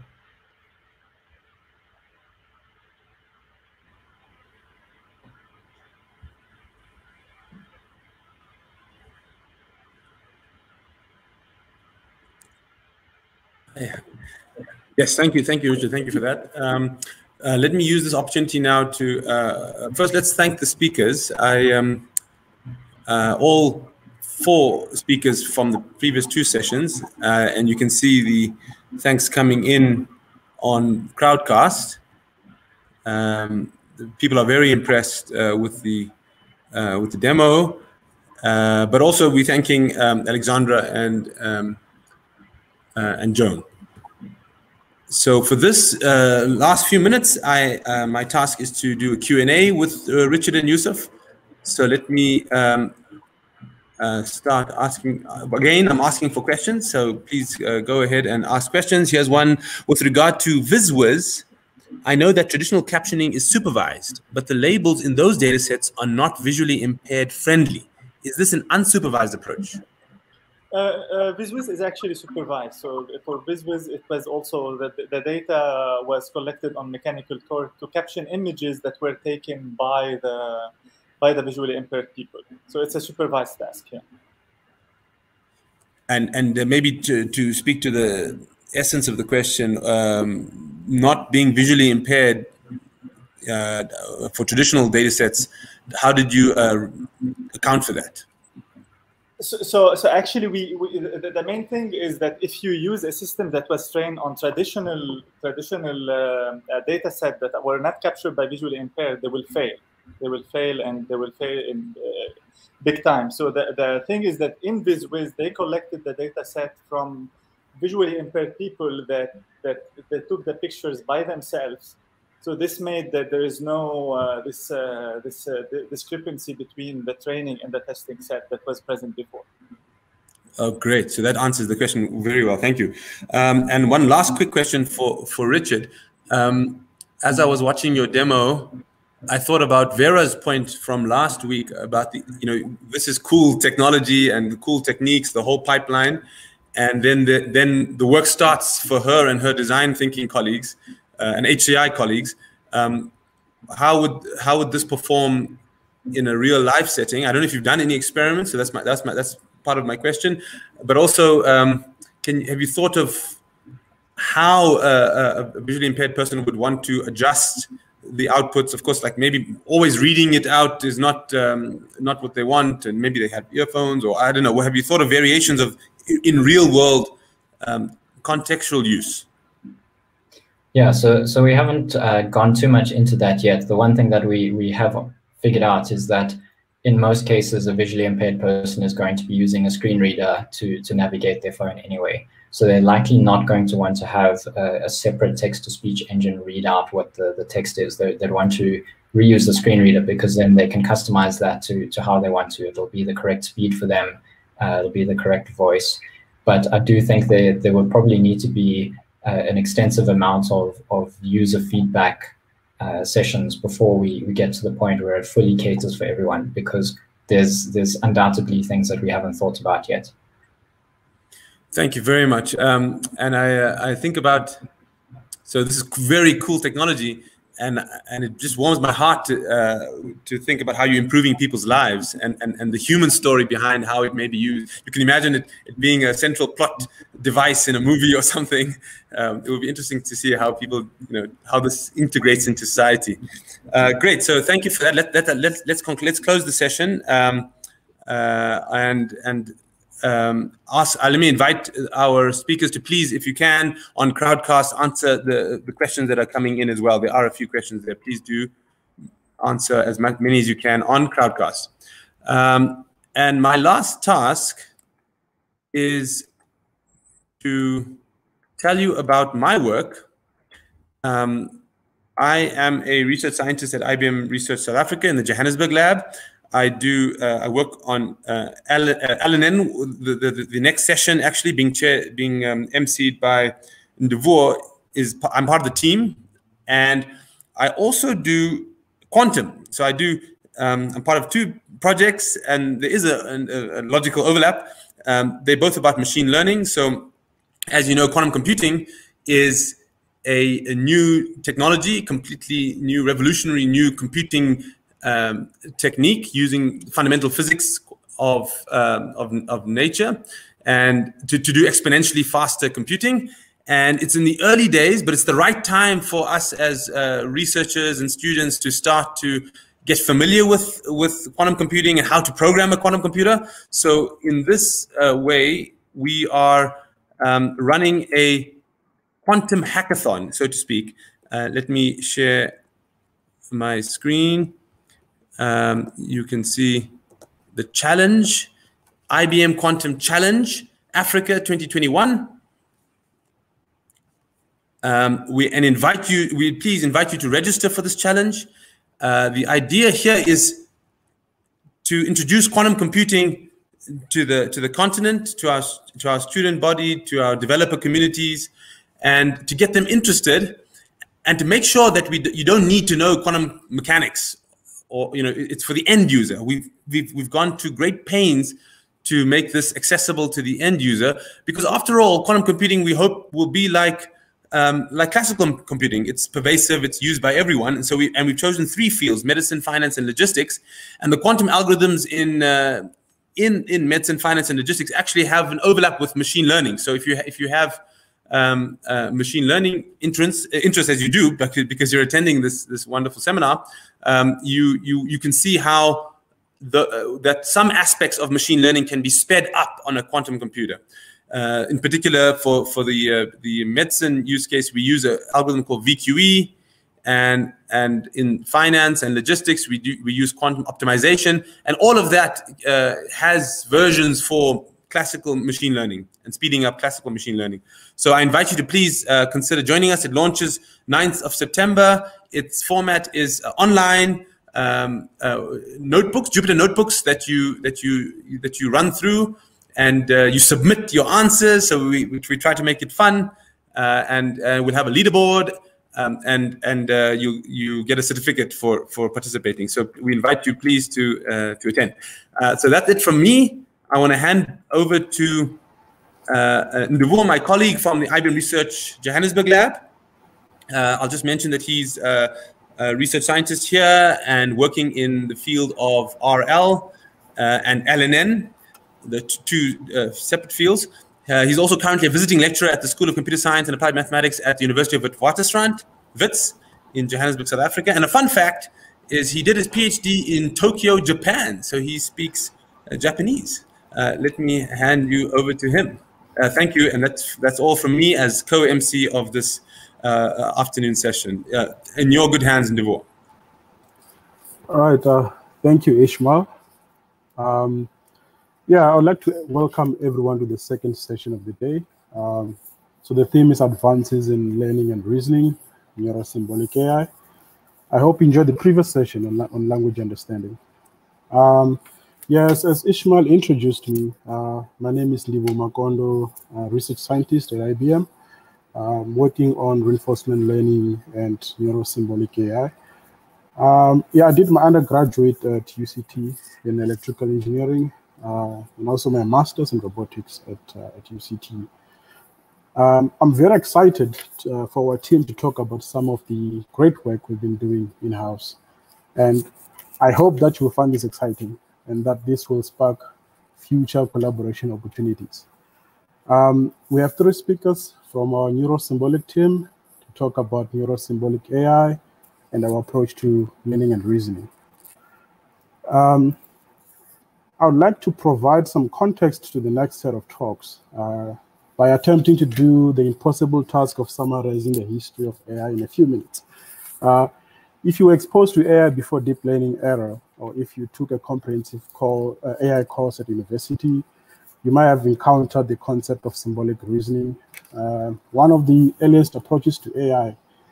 And the core idea is to hard code intelligence into machines, where human understanding of the world is encoded using some language a computer can process and reason about, such as first-order logic and many other logical formalisms. However, this approach quickly fell out of favor in the broader AI community due to several issues, including scalability, as it required what used to be called knowledge engineers to hard code knowledge into the machines. This made the idea of learning from examples appealing, that is machine learning, which required less domain knowledge as the machine could learn from models from data. However, this still required a lot of feature engineering and could not deal well with large and high-dimensional data sets. Then enter neural networks and deep learning. I can now take the same neural network architecture and more or less use it in different applications, be it games, question answering, chatbots, machine translation, etc.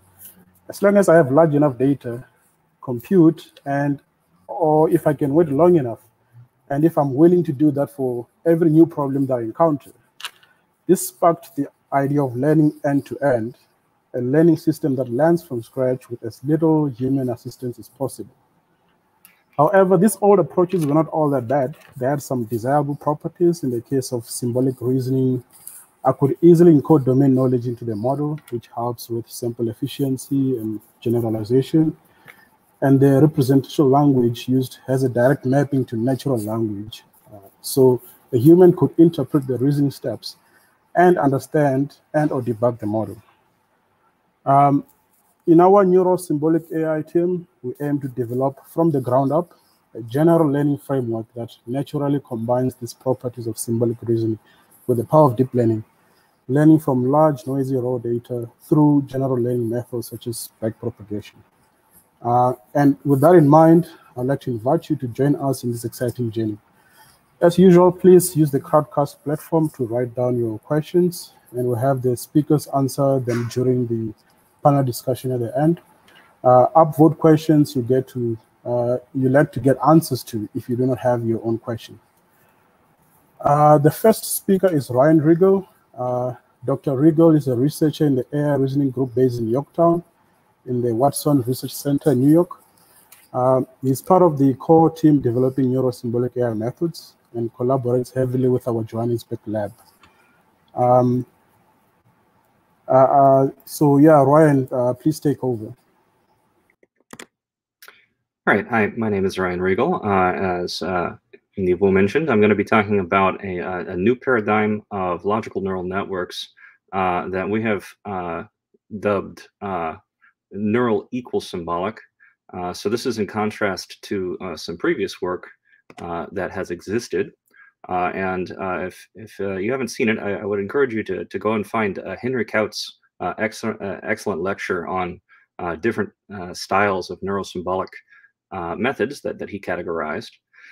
So all of these things are, roughly in the vein of getting a neural net to respect symbolic information or somehow extracting symbolic information from a neural net. They're very much structured so that the neural components of the model and the symbolic components of the model are sort of on an opposite side of a wall from each other. But nonetheless, they're definitely aiming towards these goals of understandability, task generalizability, and being able to answer more complex problems. So we offer a new paradigm, which is separate from the other categories that Henry Kautz proposed, neural equal symbolic, which means to break down that wall. So this is achieving understandability by having a single human readable representation. So we don't have a separate neural and symbolic layer where one might be doing something other from what you expect. Less data is necessary in order to train this, compared to other neural networks, because it does respect, true symbolic inference behavior. And further, you can model much more complex problems and even unanticipated problems with this, in the same sense that symbolic inference can answer questions that it was not originally designed to be able to answer, just using logical consistency and other rules. So I want to give a background of where neural nets really came from and why we believe this is the logical direction to take them in the future. So the very first paper on artificial neural networks actually proposed neurons as logic gates. So the concept of a neuron and a logic gate have really always been intermingled with each other. And in this case, it was very easy to construct a neuron that returns the same kind of truth function that you would expect from something like AND, where when all of its inputs are true, the output is true, and it's false otherwise. As you can see from the diagram here, the step function serves as the activation function, making this a very discontinuous and undifferentiable neuron. And in fact, that persisted into the next rendition of how neurons might be formed. So the perceptron was later proposed by Rosenblatt, where rather than having a fixed roles of and or for the neurons, neurons could be learned by tuning their weights. You can still achieve and behavior for a specific region of the weight space. Now, the activation function is still a step function, but the next innovation in neural net training was to smooth the activation function in either of various ways. You can use a sigmoid, you could use a rectified linear unit, which has become much more popular recently. So this permits differentiability, or at least more differentiability. And of course, these innovations are ultimately what brought about the deep learning revolution, where you could use back propagation to train many connected neurons with each other. But of course, when you go that route, you've really kind of diverged from this original interpretation of the neuron as a logical construct. We no longer have values of 0 or 1. We don't really have any kind of intuitive meaning for what those values express. So this is where we start to introduce some of our first ideas in defining logical neural networks.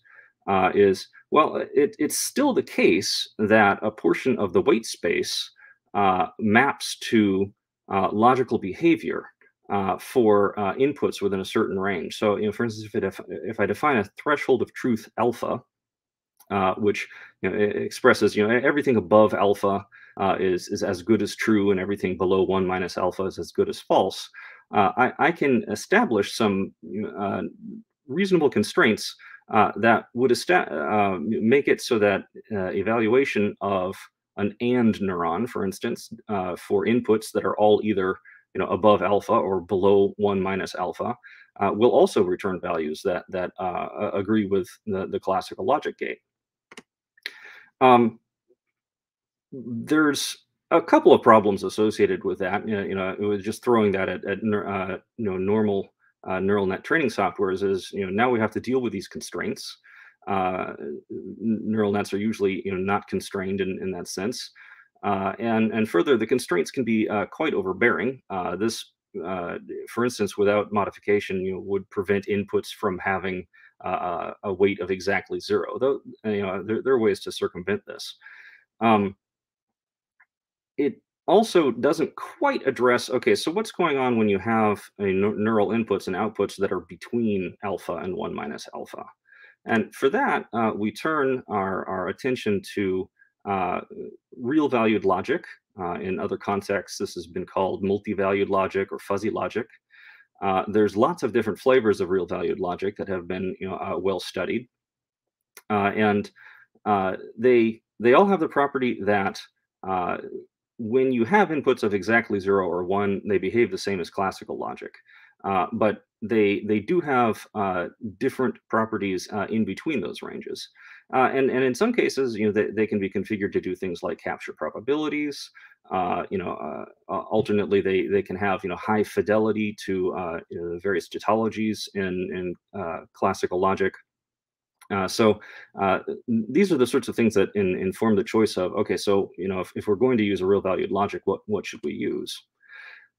There's one in particular that we have focused on. It's by no means the only useful one for logical neural networks, but Łukasiewicz logic has a very nice property in that its activation function, or I should say its truth function, is basically equivalent to the ReLU activation function.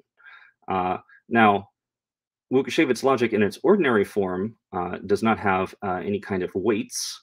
It always maps exactly to the diagram shown. For this would be for a conjunction. The other operations have related diagrams.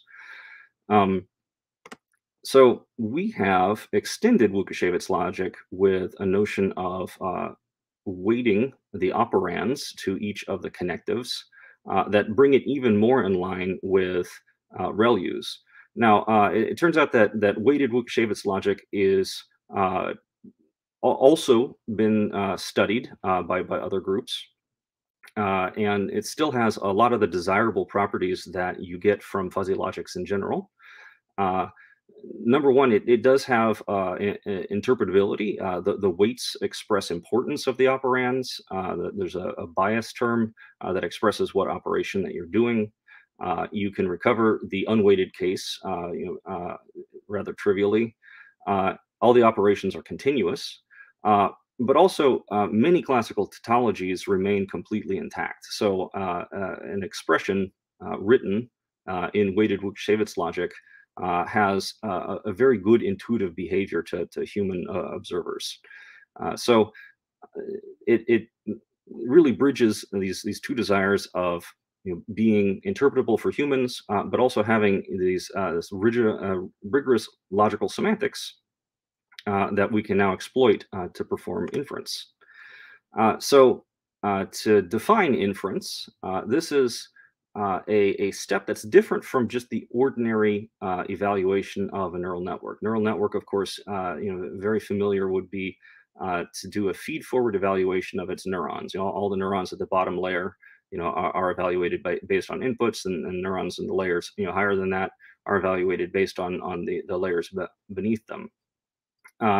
This feed-forward computation would be analogous to simply computing the truth value of an expression in a logical system, which is a useful thing to do. However, it doesn't really serve as inference. Ordinarily, in a logical system, you would start with something like, okay, well, here's a collection of formulae that I'm going to assert are true. What can I learn about the subformulae and atoms that are present in those formulae? So inference is the term that we use to refer to the general process of determining information about really every subformulae that exists in a system. From a neural point of view, that would be learning information about every neuron in the system based on every other neuron in the system. And some important concepts about inference is that it can be sound and complete. Sound, of course, would mean that when you perform inference, you only learn things that are true. And complete would mean that when you perform inference, you are capable of learning everything that is true.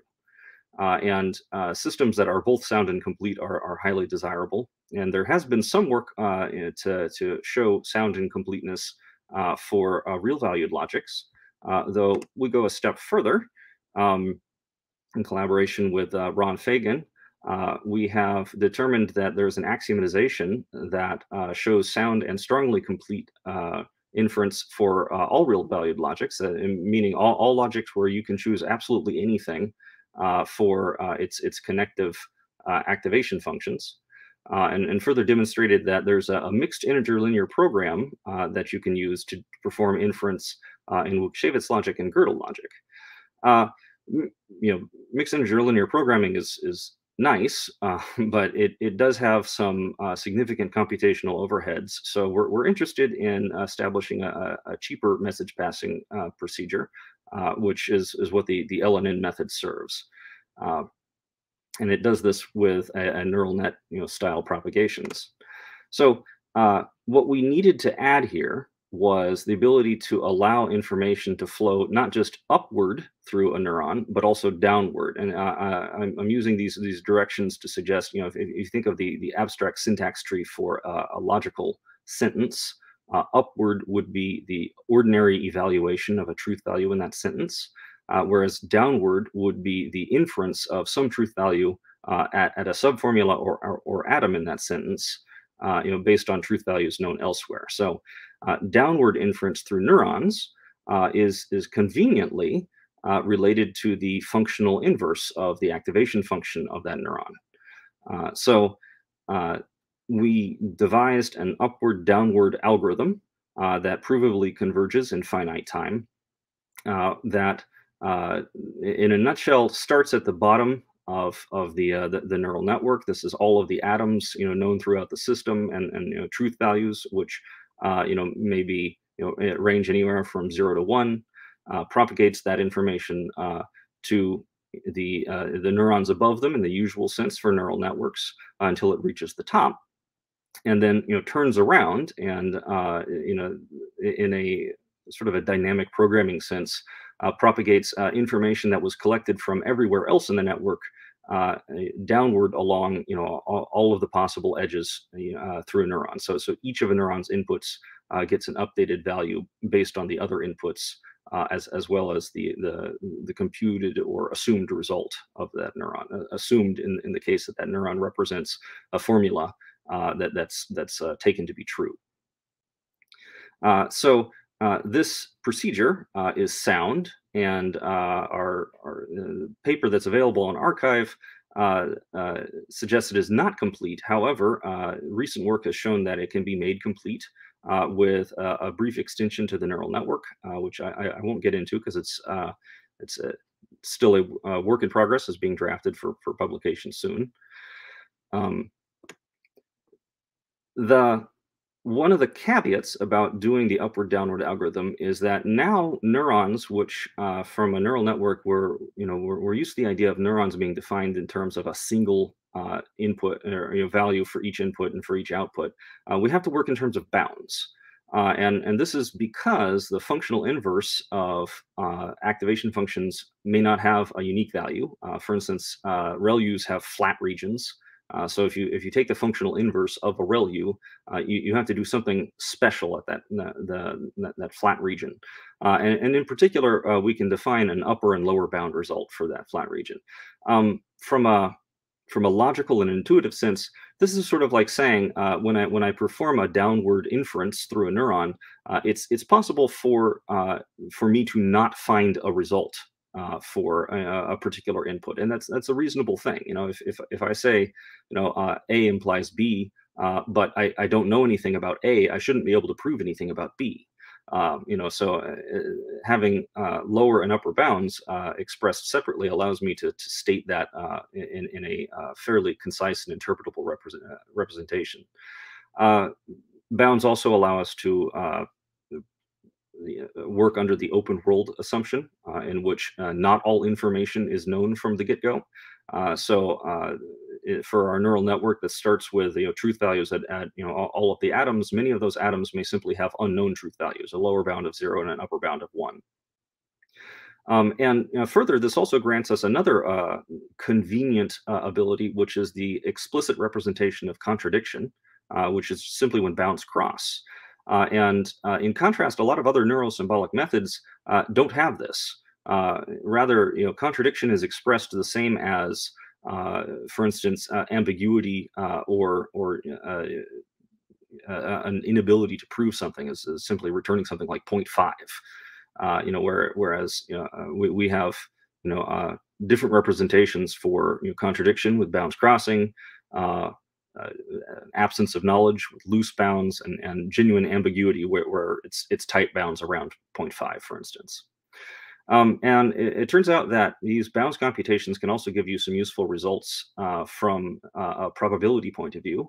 You can use a hybrid Lukasiewicz/Gödel activation function implementing the Fréchet inequalities, and as a result, the inferred truth values end up being upper and lower bounds on probabilities at every subformula throughout the entire tree.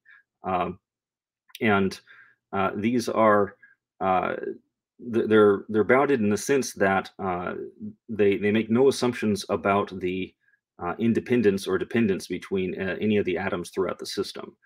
So it's a powerful result, though we're still working to improve our ability to deal with probabilities.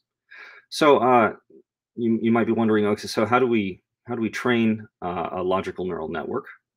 A logical neural network would start with, so far we've mostly considered cases where we have a scaffold of candidate formulae that may or may not be correct. We want to train those formulae in the sense of tweaking the weights on the operands within those formulae in order to bring them into closer agreement with observed data. So in this case, observed data would be, for instance, knowledge graph triples.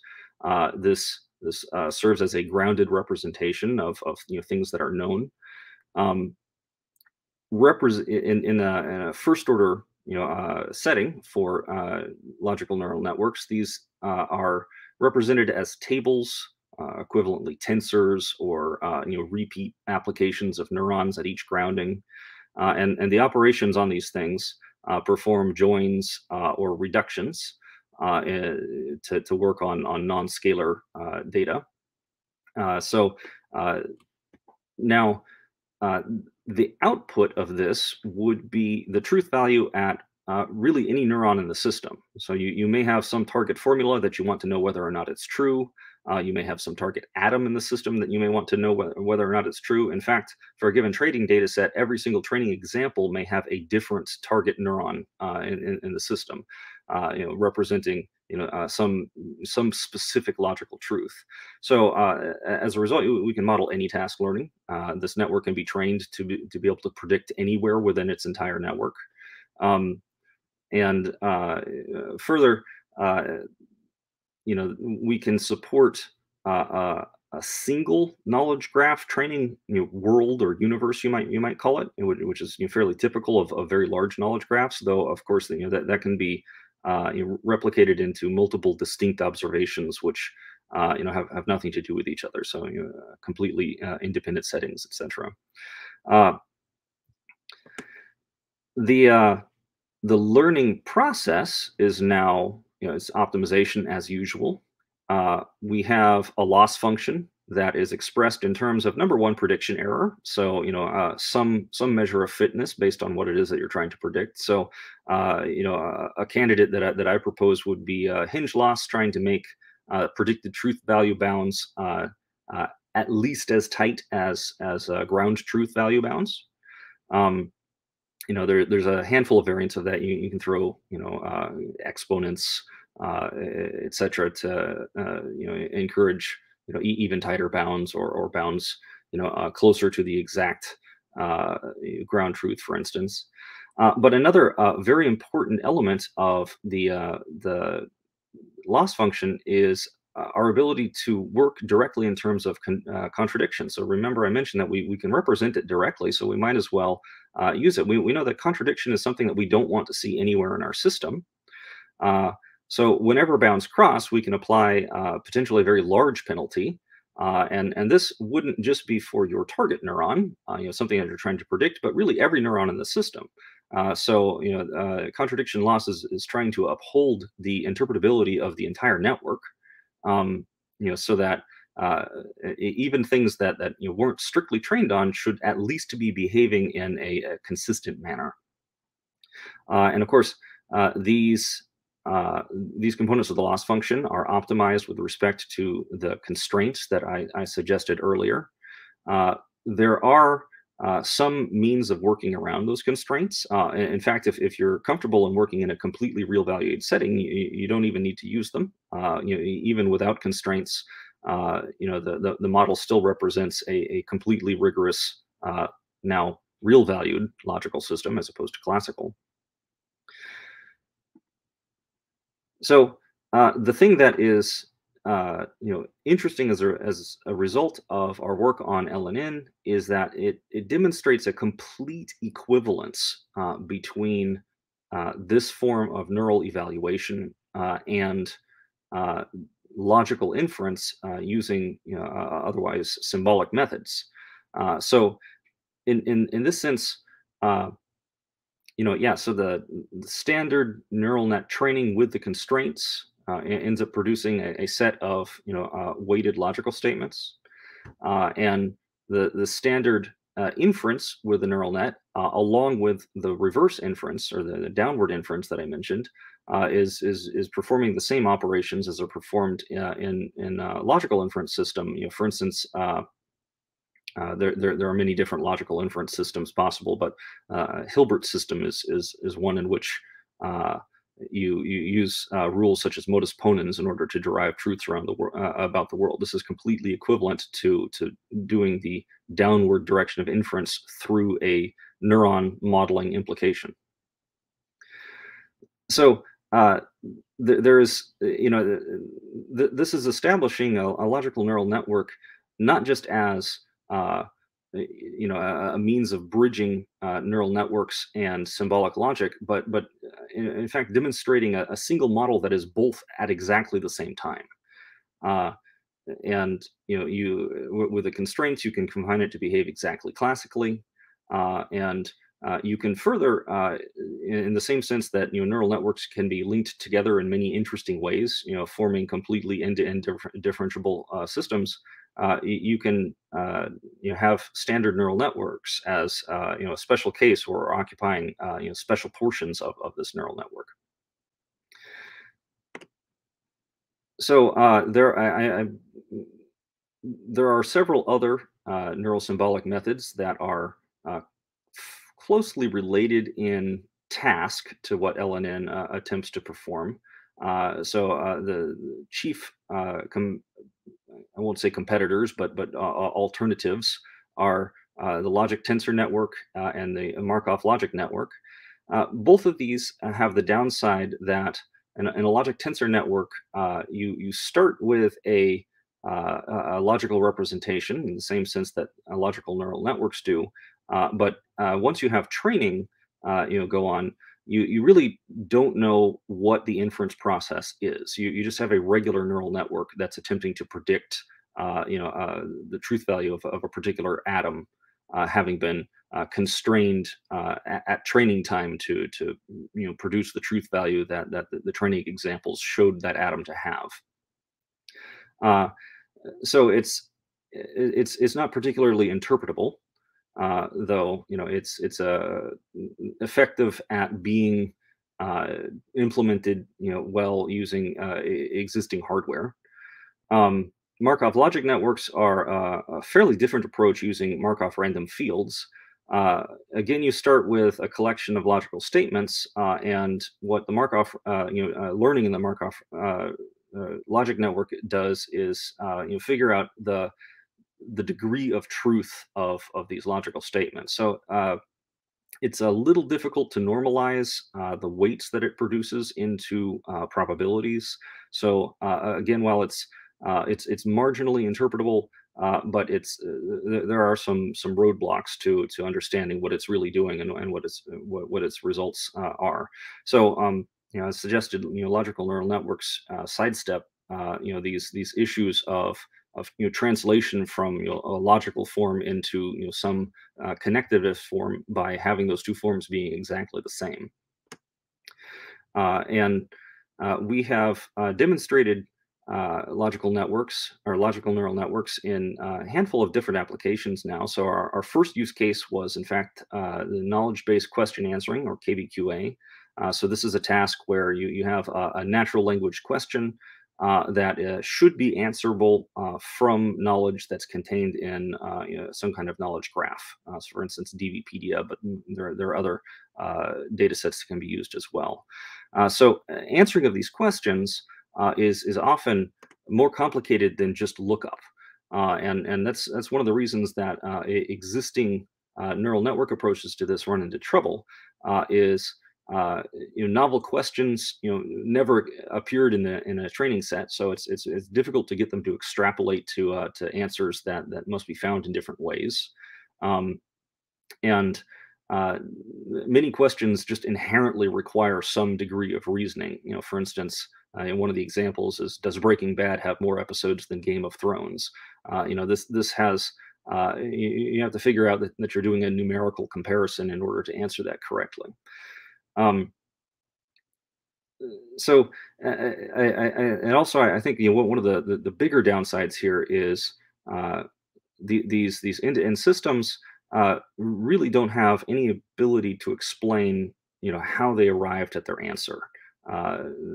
They just they just come back with the tokens that it purports to be the answer to a question and leaves it at that. So our LNN approach, on the other hand, actually uses a pretty significant pipeline in order to take a natural language question, parse it into a logical form, and then use our LNN as a means of answering the logical question via inference.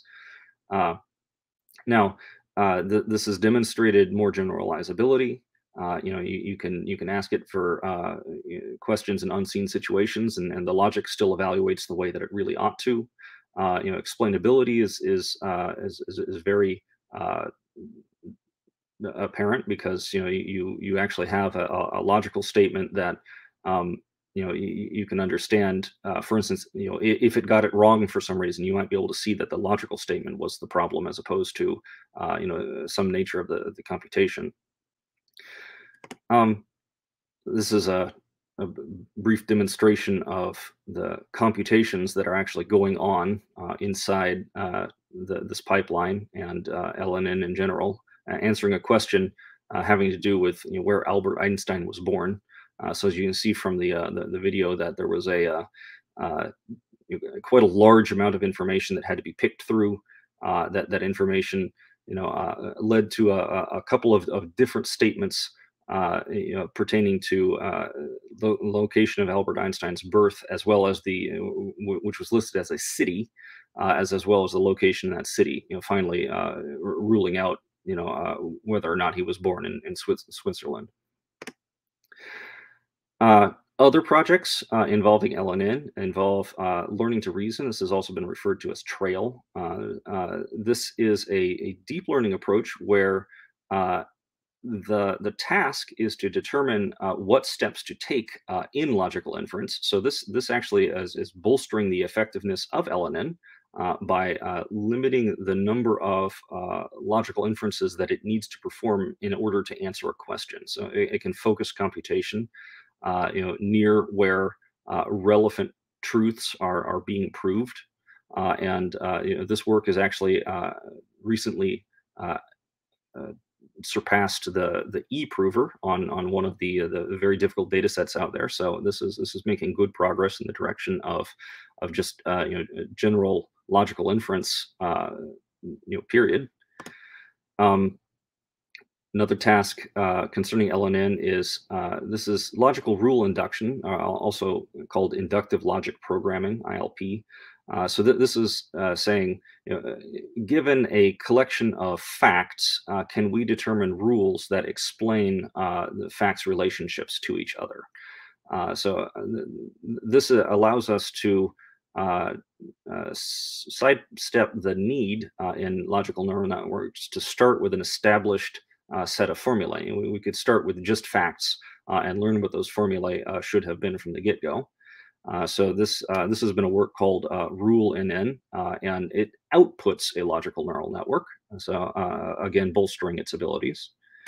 There's also been some work concerning how to best optimize logical neural networks. It's with the constraints in place, it's a fairly difficult optimization problem. It's non-convex and non-smooth, and there's a handful of parameters that were difficult to learn. However, using ADMM method, it's now possible to learn all of the parameters in LNN, including that alpha parameter that I mentioned, the threshold of truth, which can be unique for each neuron. And this work has actually demonstrated really quite amazing convergence rates. So it was very successful at not just dealing with the constraints, but simply training a neural net in general. And lastly, LNN has seen application to reinforcement learning as well. So these are situations where rules are learned in order to guide an agent through a simple text world, and those rules have to obey, for instance, certain logical constraints, such as whether or not you can move a block. In this example, the block must not have anything on top of it, etc.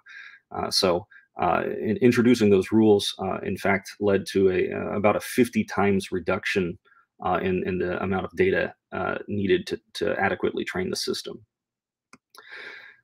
So wrapping up, we believe that LNN is really offering the best of all worlds in the neural symbolic spectrum.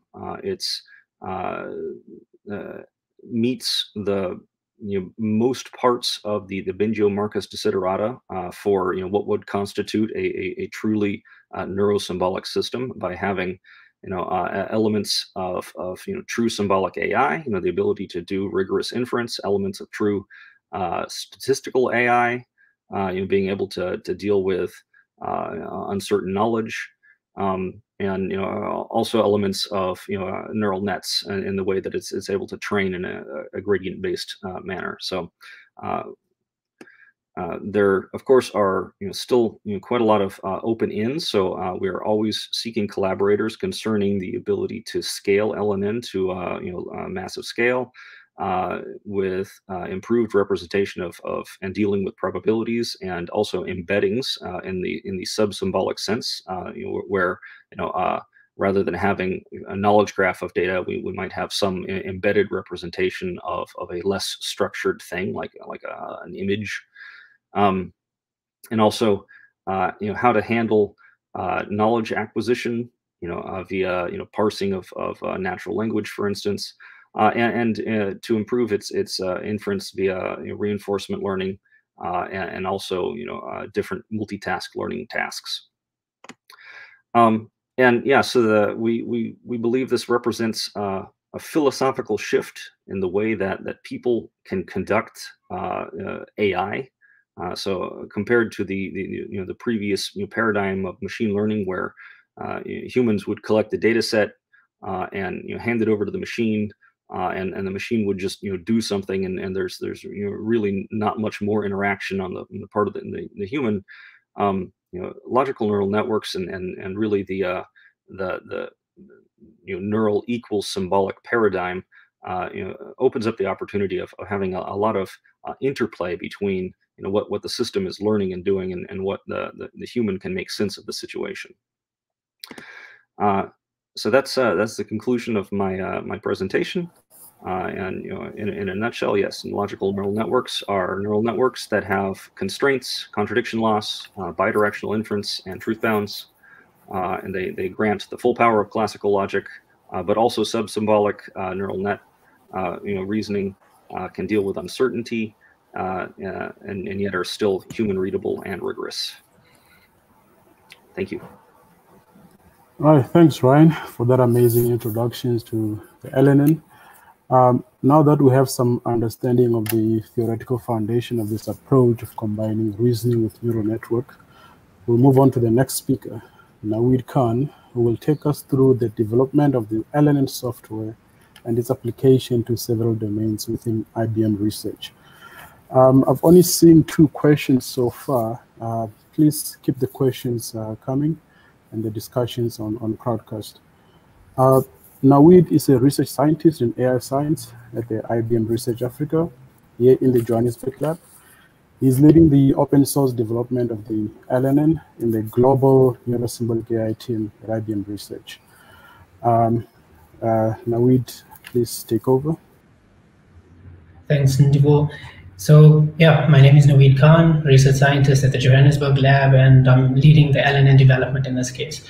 It's really a tough ask to come after Ryan, who did such an excellent job in trying to explain what the LNN is in terms of its breadth and depth. So maybe I'm just going to take a step back and give you a high-level overview of where the LNN is playing at right now. So touching on some of the domains, as well as focusing on some research that is released within the space, and maybe have a short discussion at the end around what comes next for LNN. So looking beyond research. So LNN really does try and answer a very difficult question of how do you combine neural networks with symbolic reasoning. And the way that we've attempted to do that is to take an individual neuron and to constrain it logically in a way that allows you to take a symbol and apply it to that neuron on a per neuron basis. And as described, we get this very nice class of neural networks that wasn't there before, called neural equals symbolic, in a way that allows us to truly lift the lid off of neural networks to be more than just opaque box models. But I'll describe a bit of that later. So just to give you an overall look at what the landscape looks like. So as part of our first iteration of releasing the LNN, what we've opted for was looking at a specific subset of logic called first order logic, and the propositionalization of groundings within those logical statements. So making sure that each fact in our network is in fact just a proposition. And it's a common approach in neurosymbolic systems. As Ryan mentioned, we do have bounds on individual propositions. This allows us to have uncertainties about what truth values can be. And wherever you are maximally uncertain, that facilitates unknown inputs. So we can cater towards the open world assumption. The LNN has also been rigorously tested against classical logic and extended towards different classes of real value logic, like Lukasiewicz and Gödel, as Ryan described. And we've really taken it forward in terms of the parameterization on putting weights on a per input basis. So, for example, we can actually identify what is the contribution of individual operands in the computation of an operator. So where does the LNN really apply? That would probably be the fundamental question in your mind. And right now, the starting point will just be in any system that has first order logic as some kind of a representation of knowledge. If you do have first order logic statements, then the LNN is automatically for you. But the one thing that we do have to do differently when training the LNNs compared to normal neural networks is this additional step of constraint optimization.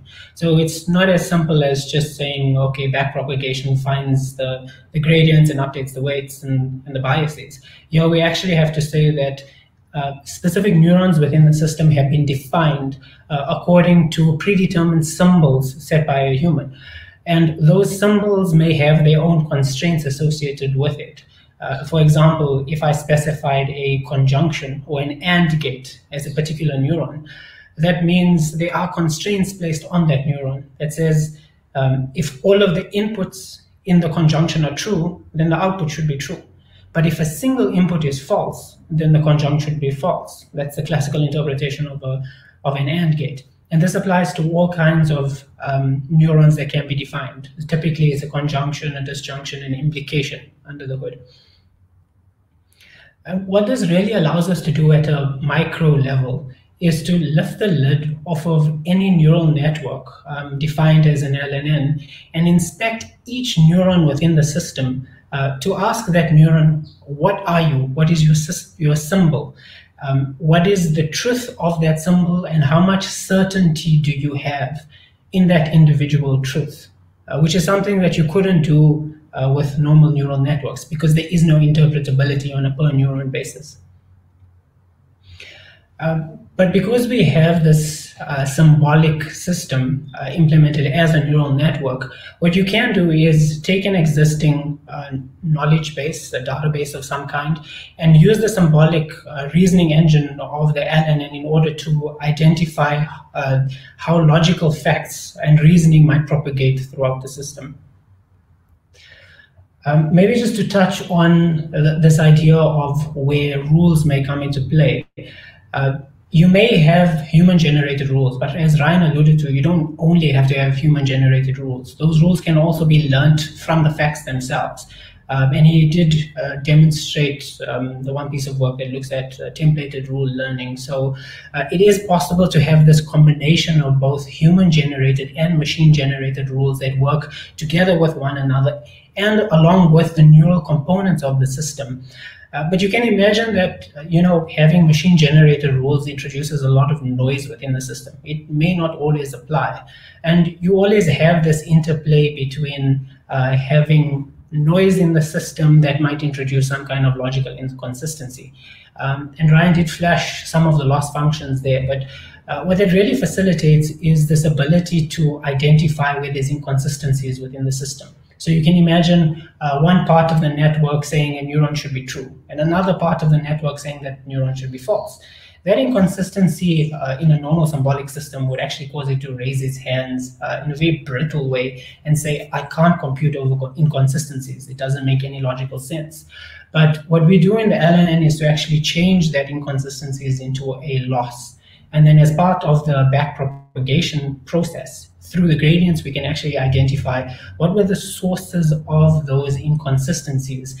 And then using this weighted formulation, allow you to slowly start to change the parameters to reduce the amount of inconsistencies within the system. So that allows the LNN to operate under two modes. Typically a supervised setting, if you give any particular label to any neuron within the system, as well as a self-supervised system, where the whole system will try and converge towards being logically consistent as it tries to learn. There is this combination of the open world assumption along with the knowledge-based reasoning engine that plays nice with one another. So you can imagine a scenario where you may not have all of the information within a neural network. Either some signal that came from a hardware system might have gotten corrupted, or there's just missing data, or you didn't have any information. The LNN's open world assumption allows you to stipulate that that fact could be unknown in the system. But through the reasoning process and the rules that exist on top of the facts, you can actually start to fill in information that was missing if there is a reasoning path that makes sense for the LNN. And through multiple hops of reasoning, it does facilitate knowledge-based completion. And finally, to just touch on this idea of how LNN integrates with its backpropagation engine, you can imagine that any individual proposition or atom within the system can be given a truth by a human, but it need not be the case. You can also have those propositions being defined by whole deep learning systems. So we get this very nice interplay between a sub-symbolic deep neural network with rules that might exist on top of it. And the backpropagation process of LNNs allows you to actually use one deep learning system through the rules to actually train another deep learning system where those rules do make sense and there's logical coherence. So that's a very high-level overview of where the LNN is right now. So just to quickly flash some slides around the research, the link is at the bottom. I do encourage everybody who is research-oriented to actually go to this link. You'll see that IBM has invested heavily within this space of neurosymbolic AI. Lots of publications, many projects and collaborations. So for those of you who are actively working within these research areas, to reach out to the authors of those particular papers. I'm going to flash three quick pieces of research. You would have seen bits and pieces of it in Ryan's presentation. The first is the main LNN archive paper that's available right now. It does identify and explain to you how to set up an individual neuron, how to construct a graph, what the reasoning steps and the learning steps might be in order to create an LNN. A second paper is around the soundness guarantees of the bounded computations of LNNs. So how do we go from computing over complete uncertainties, and then as new facts come in, start to be more certain about particular propositions in the system. And finally is that ICAS paper that Ryan mentioned on how to train LNNs within the constraint optimization process. And it is a fairly difficult problem, but there's a lot of different approaches that we could use. In this case, there was just one approach that uses an advanced Lagrangian method. Some 4 papers on where the LNN has been applied, building on top of Ryan's papers that he discussed. The first is the knowledge-based question and answering. That ACL paper will be exposed a bit more in depth by my colleague Francois, who will speak after me.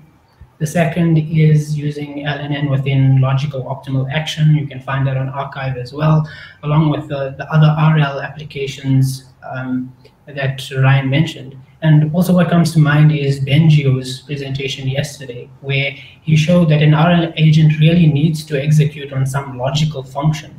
And those logical functions can directly be replaced by LNNs under the hood.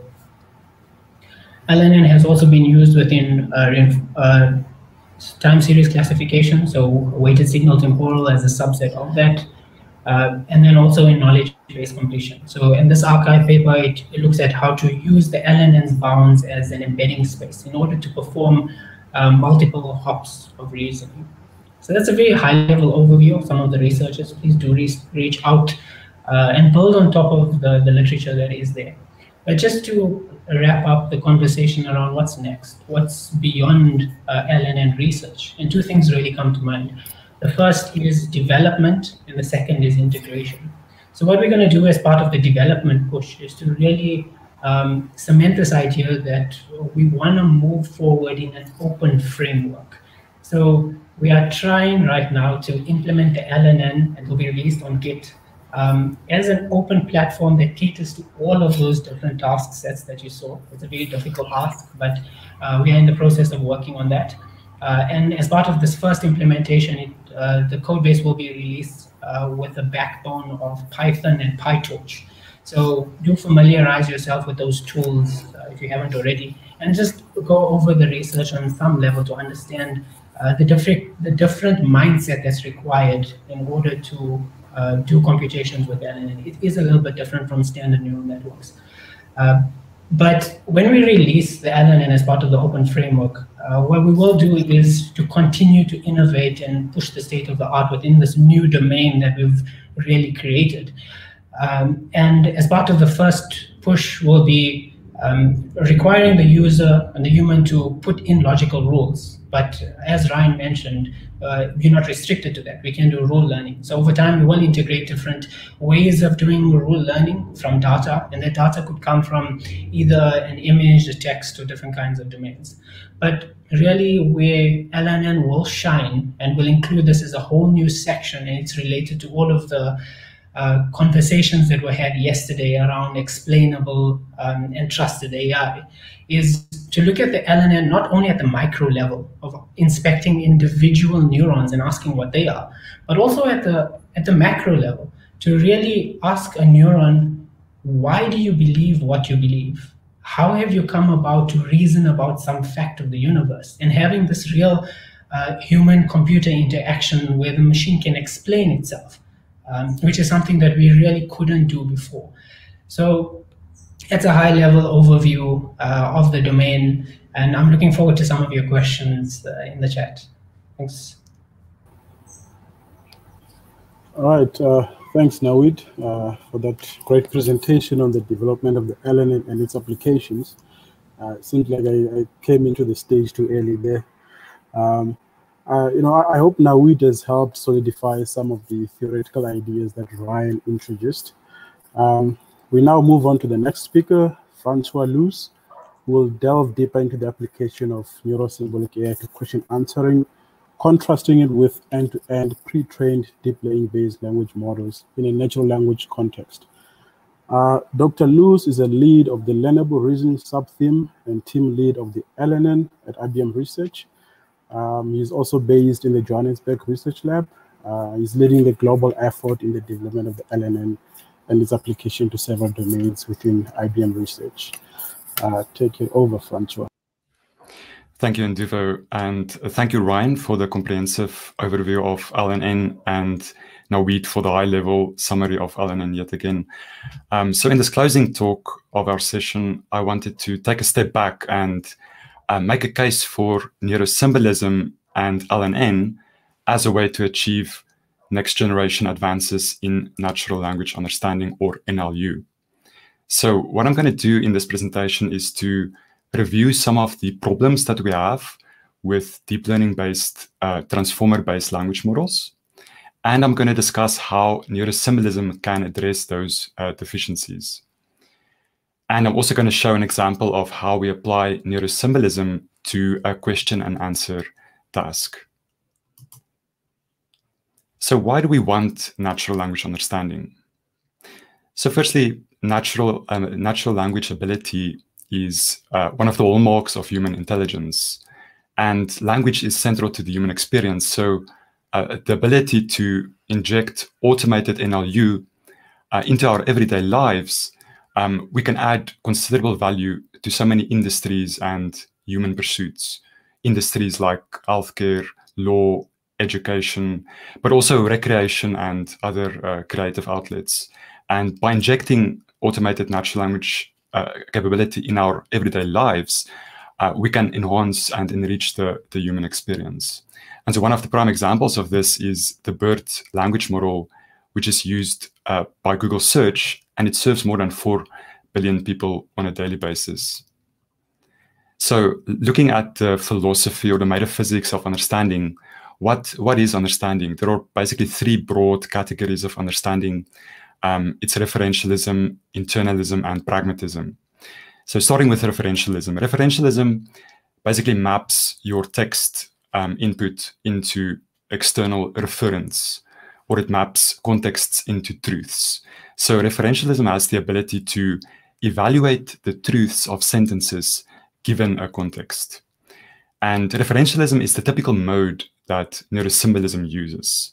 And this typically gets executed as linking things that you see in the text to an external knowledge base.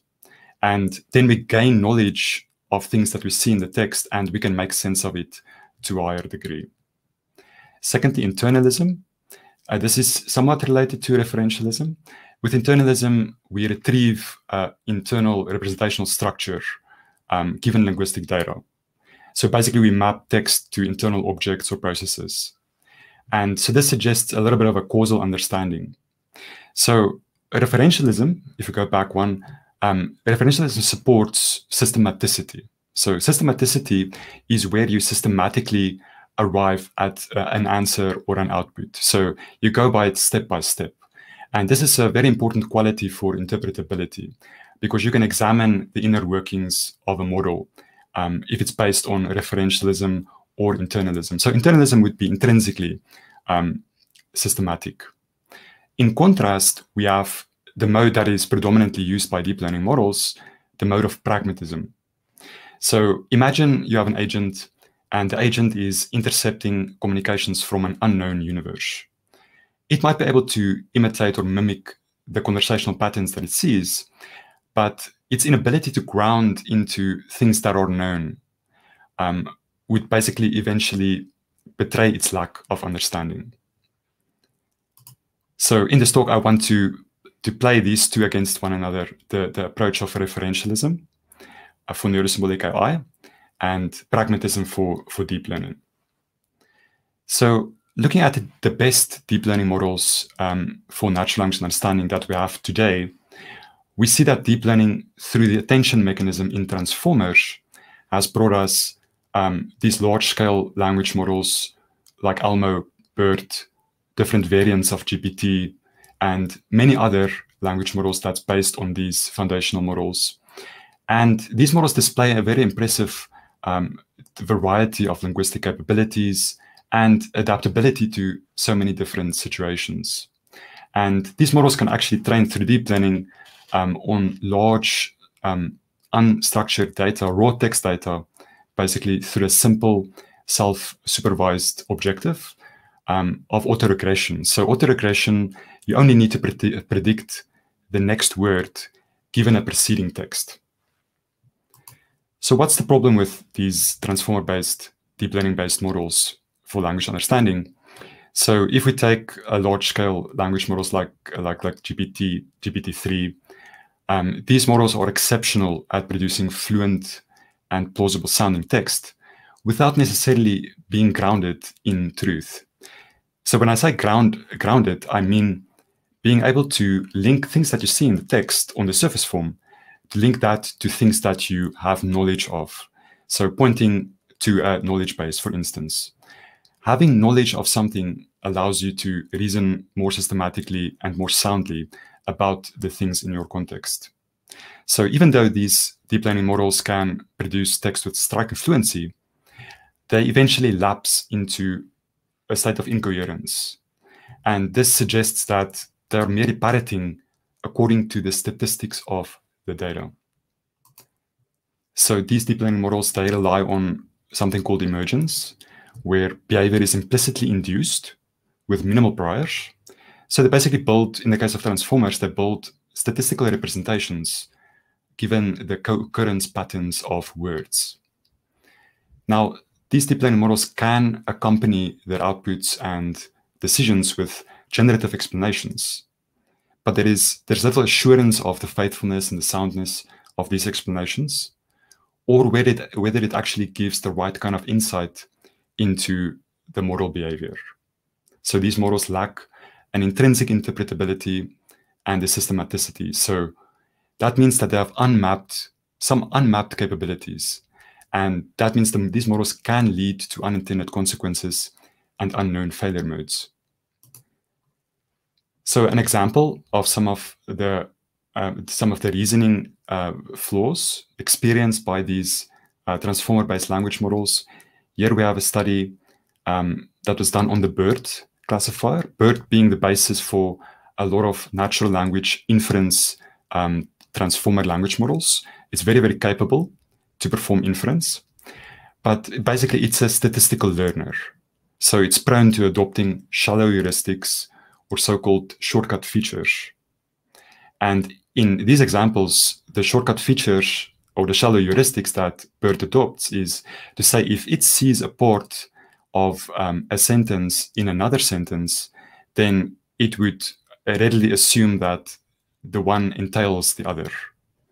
Let's look at some of the examples of this. So we have 3 different types of word overlap, starting with the constituent word overlap.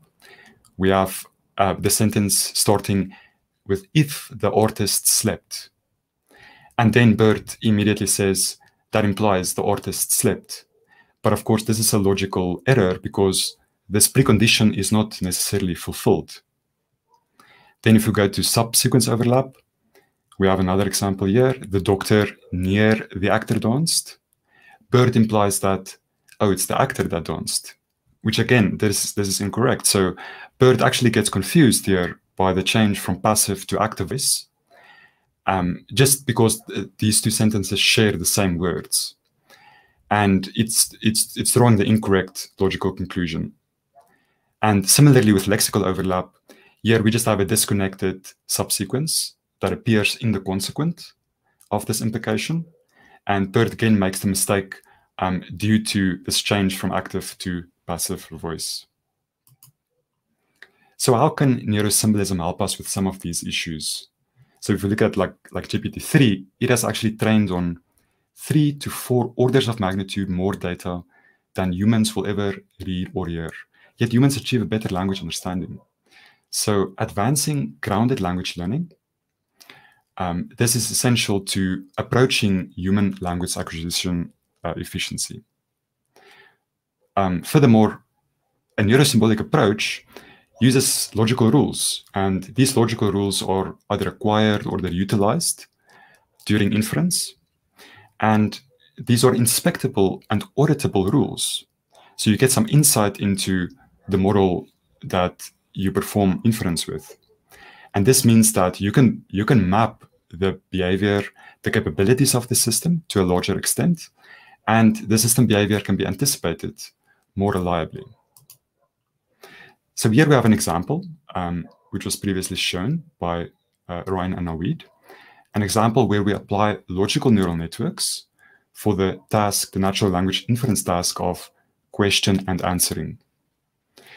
And this is an approach, a neurosymbolic approach that is based on this mode of reasoning or understanding called referentialism. So if you recall, referentialism is where we link things that we see in the text on the surface form, we link that to things that exist in a knowledge base. So this is the act of grounding. So we'll take entities and the relations that we see in the text, some abstract representation of the text, and we'll map those to corresponding entities and relations that we have in a knowledge base. And that very act gains a lot of information about what we're dealing with, and this gives us the ability to actually perform proper logical reasoning in order to determine the answer to the given query. So looking a bit more closely, here we have the pipeline on the left-hand side, and we're going to start out with the natural language input to the pipeline, which is the question. Here the question is, which actors starred in Spanish movies produced by Benicio del Toro? The first step that we take is to convert that into an abstract meaning representation, which can be represented as follows. This AMR, we then take in the second step, and we take the entities and the relations that exist inside of this AMR, and we point that to our external knowledge base. In this case, we use DBpedia, but you can also use Wikidata for most of the popular type of Q&A benchmark datasets. And then after we have grounded these pieces of the AMR, we now have a grounded AMR representation. And then the next step is to take this grounded AMR representation and to convert that into a logical form. In this case, we have first-order logical form for our question. This becomes the input to an LNN, or alternatively, we express this logic as an LNN, as a neural network. And then we permit LNN to perform the reasoning in order to obtain the answer. And this would be proper logical reasoning, whilst making reference to all of the knowledge that's pertinent to this scope in the knowledge base. So LNN gets to traverse the knowledge base through a reasoning approach in order to answer this question. And then we get out the answer. So how does this system perform? So we call this system NSQA. In the bottom line here, we can see the performance. And this is for two very quite difficult Q&A datasets. And if we compare our method against the state-of-the-art Q&A systems on these benchmark datasets, we see for a F1 accuracy score, a higher score being better, that we outperform the state-of-the-art, and in some cases with statistical significance. And the hypothesis here is that because we symbolize everything in our pipeline as early as possible, we get the best opportunity, the best chance to perform sound reasoning in order to obtain the answer. And this produces better answers, and this could contribute to the better performance of our system. So this is a quick overview for this specific case, and the paper is linked here. And then in closing, answering the question, what is next in natural language understanding? We firstly recognize that still the growth in model resource requirements will still far exceed the generational hardware improvements. And that means that we're going to have to keep working at these models. We're going to have to keep introducing further useful priors into these models in order to improve model performance. Then we're also going to see a trend of using deep learning and black box models for high-stakes decisions being scrutinized more and more. And then we're also going to see a greater emphasis placed on intrinsic interpretability, explainability, and causality of these future language models. And we're going to see, to that end, a greater administration of experimental protocols that examines the internal dynamics or the inner workings of these models. And we're going to see the deep learning community turn to neurosymbolic approaches, integrating that more and more in order to retain all of the benefits of deep learning, but also gain the intrinsic interpretability and systematicity of a neurosymbolic approach. And we're going to see neurosymbolic representations that are powerful, like LNN, being adopted more and more in these future desirable language model approaches. And with that, I'm going to conclude and hand over to Nduva. Thank you. All right, thanks, Francois, for the great talk. I hope that has helped clarify the advantages of neurosymbolic AI and LNN on language understanding tasks. So that concludes this series on advances in learning and reasoning. I'd like to thank our speakers for their amazing presentations. I hope we've managed to get you excited about our journey to neurosymbolic AI, and the application examples have helped make the material relatable. I would like to invite our speakers back to the stage for the panel discussions. We have Francois and Nawid. I don't know if Ryan is joining.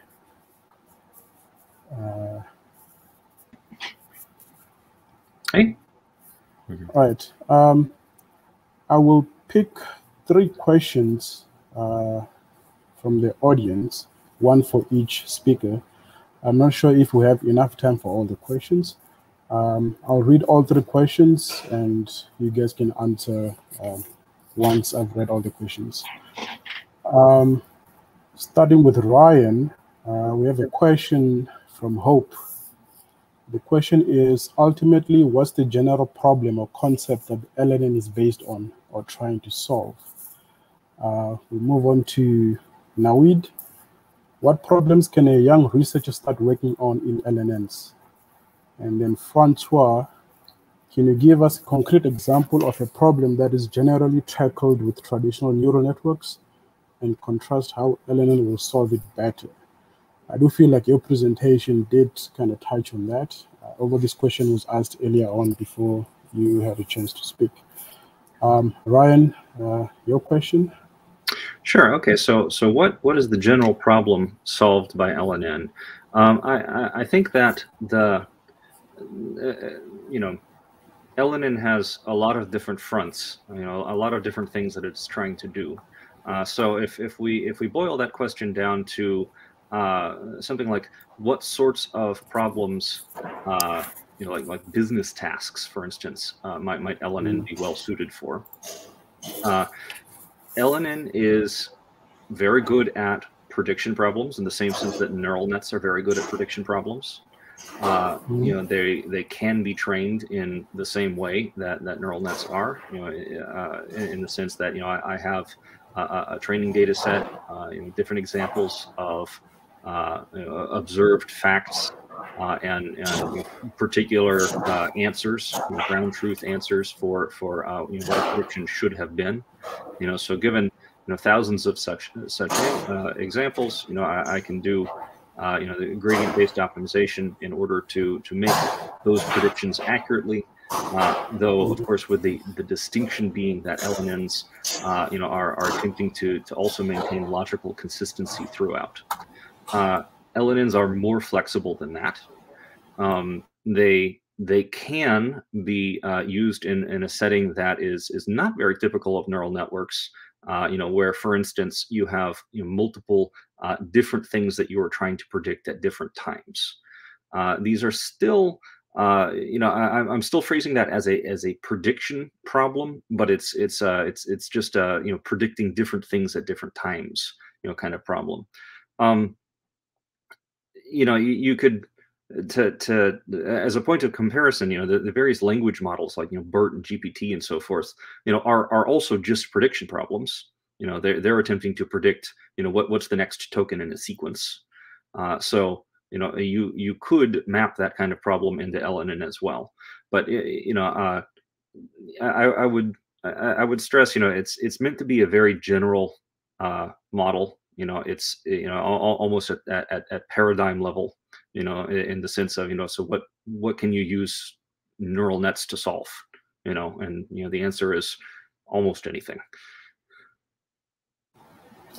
Yeah, with the added benefits of interpretability and generalization. Yes. Yeah, you can incorporate domain knowledge much more easily. Yes, definitely. Yeah, so I guess to get to that aspect of the question of, so why neural nets and not some other method? Those are the concrete things that we can say is it's trivial to incorporate domain knowledge. You just directly represent those formulae expressing domain knowledge, as extensions to the neural net. It's another thing too is I didn't stress in my talk modularizability. I can take a portion of a logical neural network and reuse it elsewhere. I can combine logical neural networks that are trained on different tasks, but in the same setting. Because the truths of the different formulae learned, should be compatible with each other. Making a larger network, training out of two, and then retraining that, might constitute a good method of building up a large network from smaller independently trained components, for instance. So there's again lots of desirable reasons to investigate LNNs. All right, thanks, Ryan. Naweed, what problems can a young researcher start working on in LNNs? It's actually a really interesting question because Ryan just touched on so many of those topics right now. The one thing that stands out for me when you look at new or young researchers coming into this space is some researchers don't have a lot of experience within logic, or they don't have a lot of experience within deep neural networks, but they may come from different environments. So a physics background, applied math background, many different areas that are starting to only now look into how to apply neural networks within those fields. So you may come from a different environment. The question is, when you're looking at neural networks being applied in those spaces, the LNN becomes applicable where you say you don't just have data, you don't just have neural networks trying to do pattern matching on that data. but you actually have some kind of domain knowledge as well that you can enforce with that. And it's truly this interaction between the knowledge that you can reason about that provides some gains that we might be able to see as young researchers, because new fields may not have as much data as existing fields. So for example, if you're working in computer vision, there's a lot of data that's associated within those fields. But if you're coming from a physics background, it's more likely that you'll have knowledge that you can represent than having a whole lot of clean data that you can actually work with. And this is where the LNN can shine in these kinds of environments, because LNN fundamentally can operate as a zero-shot learning process, because a rule can be something you learn on without even having any facts associated with that system. But as a little bit of data starts to come in, that's where this interaction between the rules and the facts starts to shine. So you can kind of see how coming from a different environment has less data, which makes deep learning-based systems less likely, because for deep learning, you need a lot of data to train.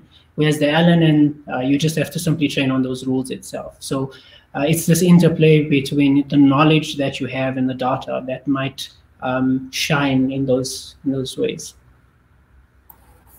All right, thanks, Naoud.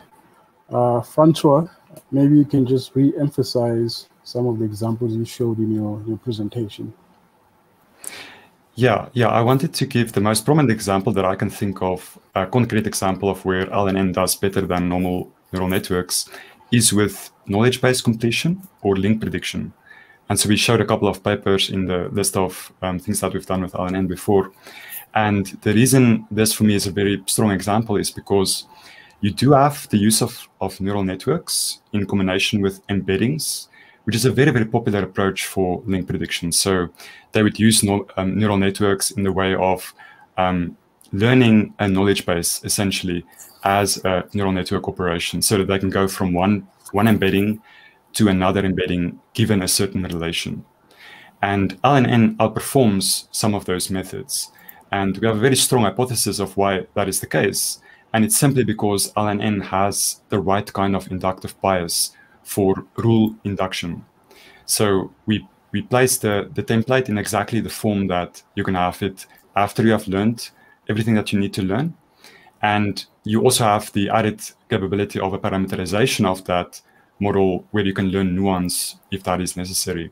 So this is for me a very prominent example of where LNN does all of the right things in order to outperform neural networks. Additionally, with this right kind of inductive bias that LNN has, you can directly leverage the knowledge base as it is, and you don't have to start approximating it with a neural network. So that means LNN can leverage human authored data directly, and we have the right kind of inductive bias for reasoning the way that we wish to interpret it. And that means that we go beyond what neural networks can do in terms of their lack of concise interpretability. So that's the answer. All right. Thanks, Francois. Yeah, so we've come to the end of the learning and reasoning session. I hope you guys enjoyed the talks and the discussions at the end. I hope to see more participation in this journey going forward. I would like to invite John to close.